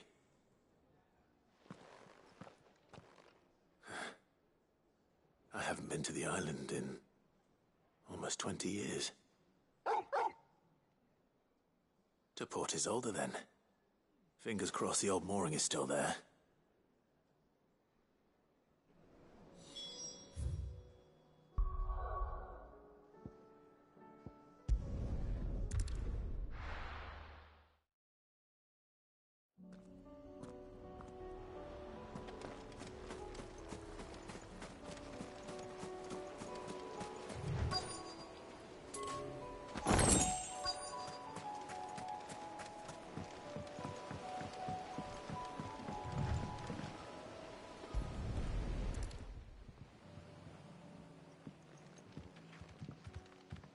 It's still here.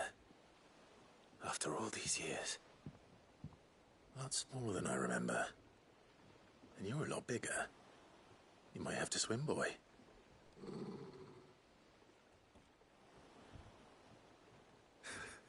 I wasn't being serious. You two go on without me. I doubt that boat will hold a third. If you're sure, we won't be long. Hop in, boy.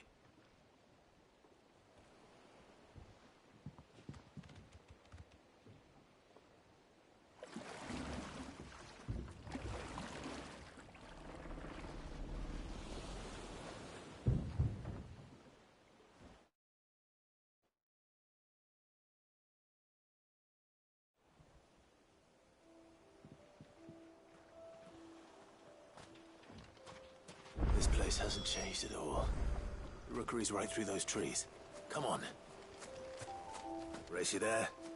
I bet I could still beat you.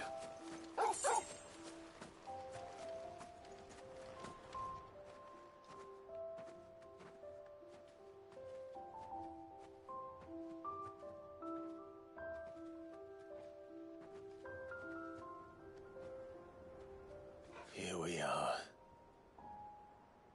This was our hideaway. Wasn't it, Torgal?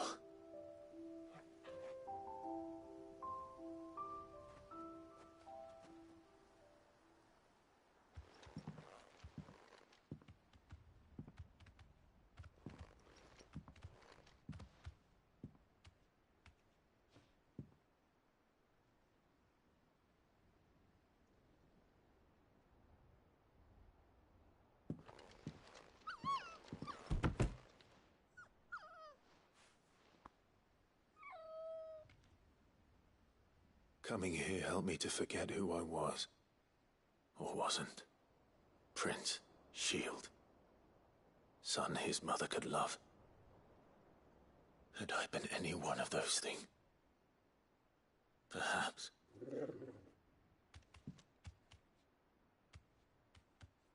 What is it, boy?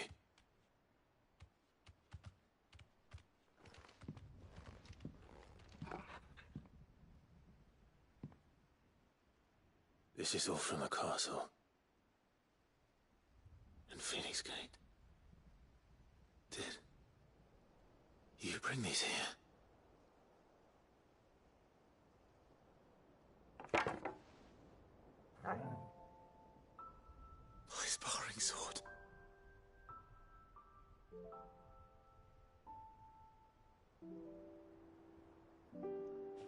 Well, well. You never stopped looking for me, did you, boy?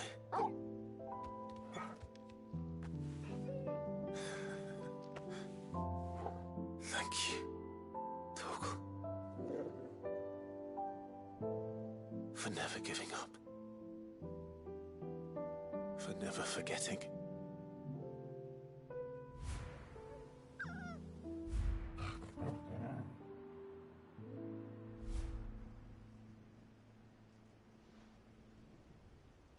Let's take this with us, shall we? So I don't forget either.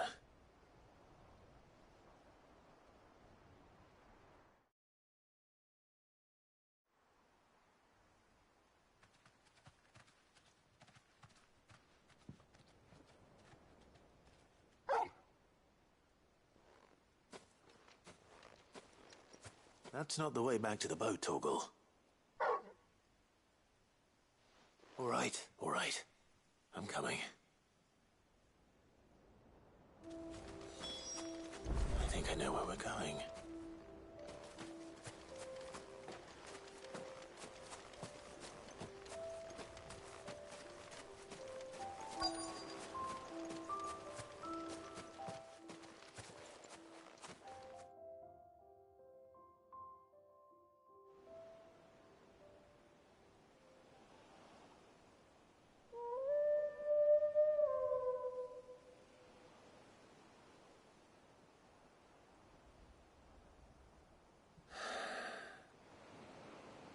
People always talk about the importance of putting the past behind you.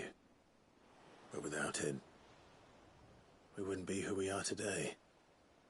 And we certainly couldn't steer our way to a better tomorrow. Come on, Torgal. Let's go home.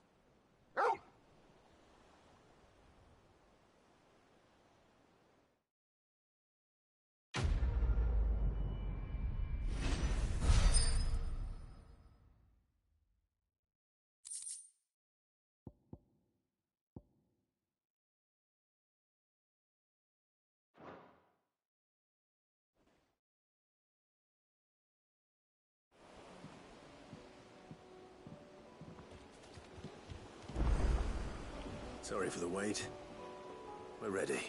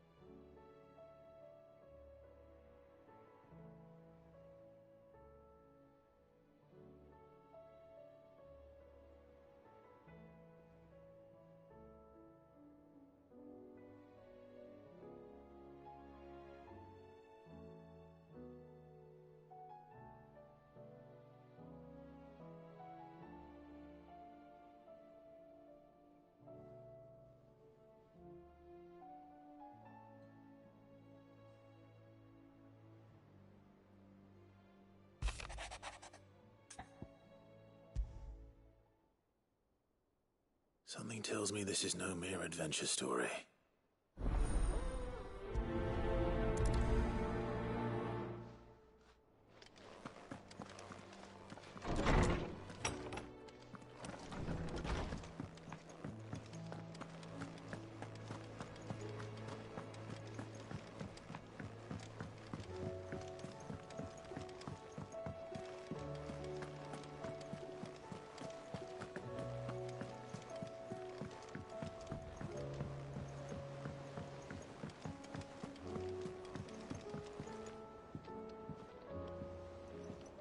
Vivian, I read your note, and I'd be happy to help you find the book you're looking for. Thank you, Clive. But tracking it down will not be easy. Are you sure? Please.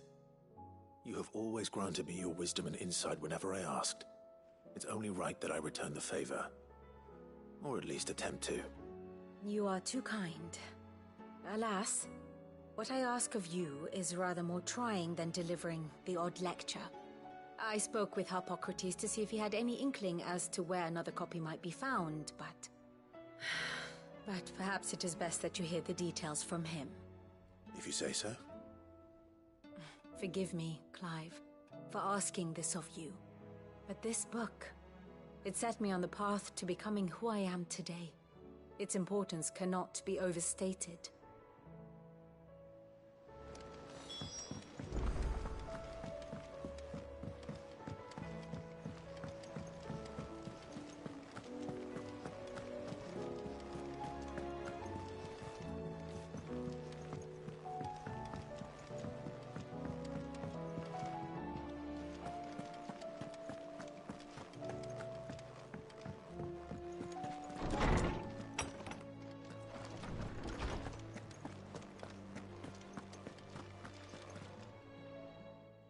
Clive, my boy.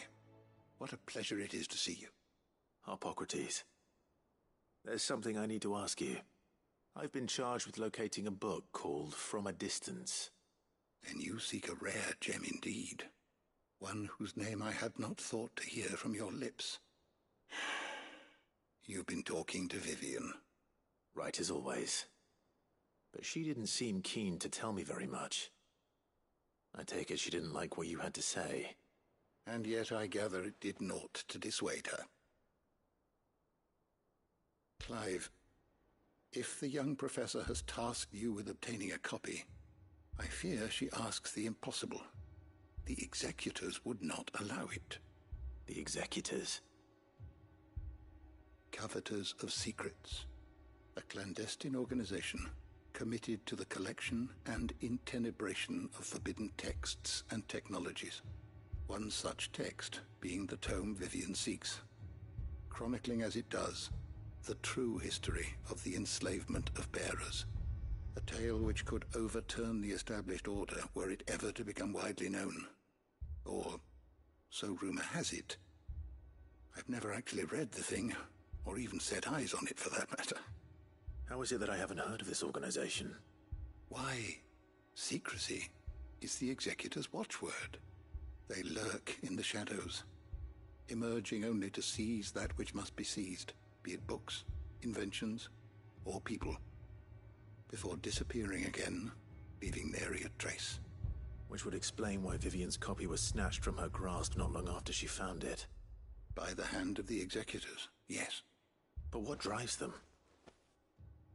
Self-interest or ideology? Fine question. Sadly, all that is known of the Executors can be recounted in a single breath.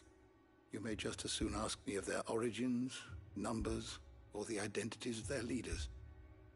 Any answer I give would be pure speculation. Then my hunt was doomed from the first. What was Vivian expecting? That I'd pluck it from thin air? Not from thin air, no. From ash. Rumors of the Executors are rife among the scholars of Storm, but rather less so across the strait. I have a friend. Well, I had a friend in the village of Garnick, a collector of rare tomes, upon which subject we would oft correspond. Alas, I have heard naught from him since the skies fell dark. And no doubt he too has turned. But though he did not mention it by name, it is possible that a surviving copy of From a Distance yet rests upon one of his many shelves, quietly awaiting discovery. If you were, by some chance, able to save even a single book from the poor man's library, I know his soul would rest easier. Very well. When I next find myself in Waloed, I'll be sure to pay Garnick a visit.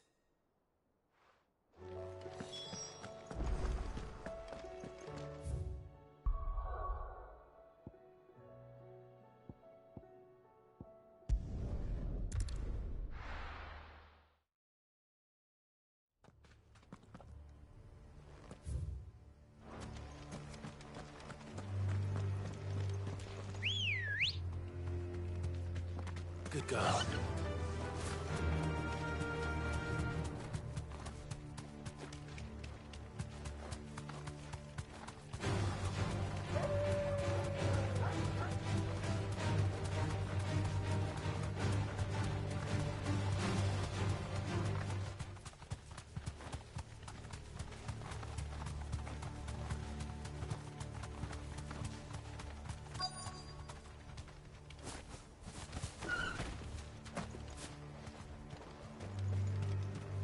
The entire village looks abandoned. Now, which house would a bookworm live in?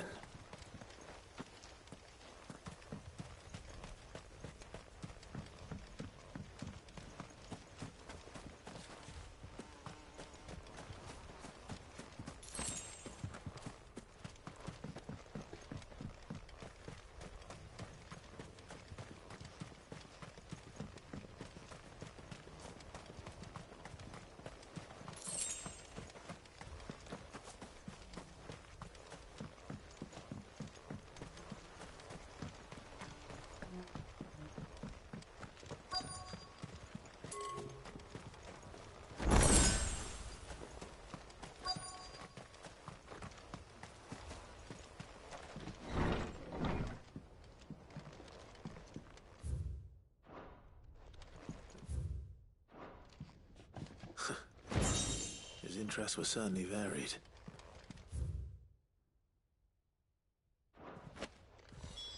This is it. But if what it says is true, I need to get this back to the hideaway.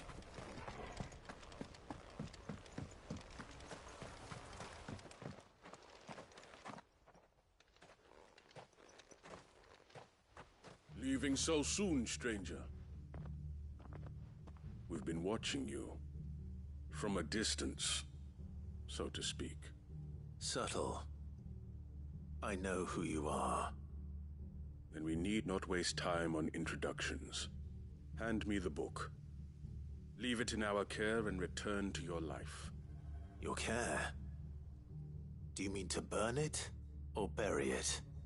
That is not my decision to make. But by one means or another, its contents shall be removed from the common record. Then I'll have to politely refuse. I won't let you erase our history. Then we find ourselves at an impasse. Very well. The book can just as easily be pried from your dead hand.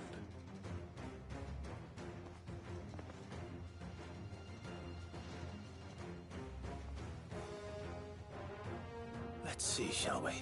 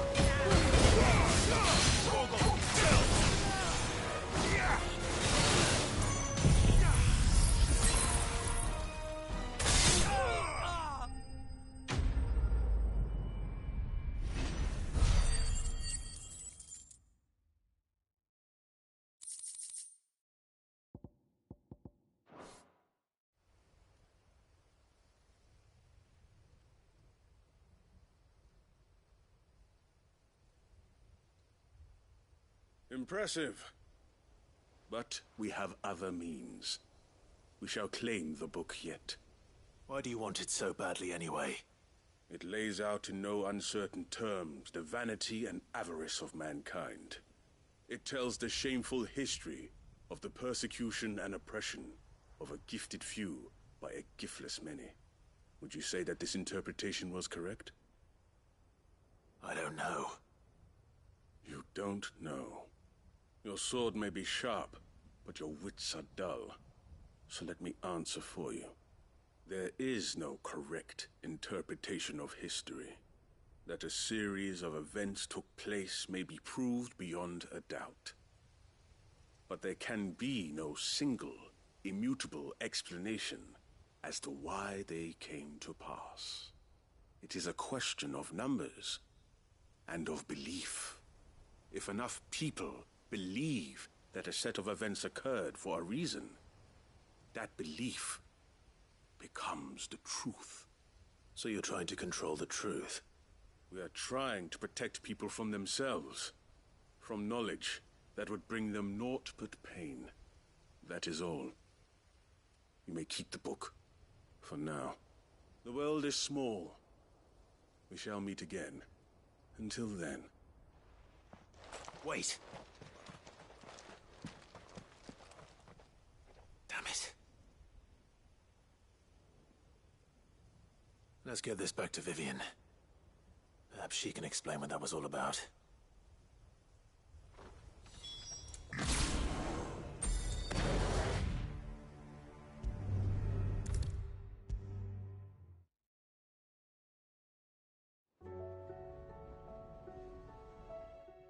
Vivian. I found it. The book you lost.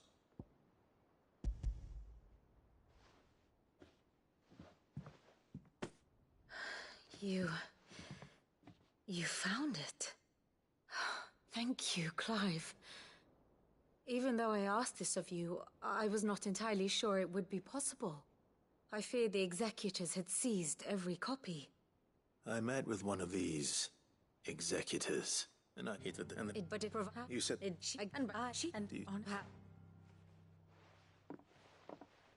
But the more I... So, give...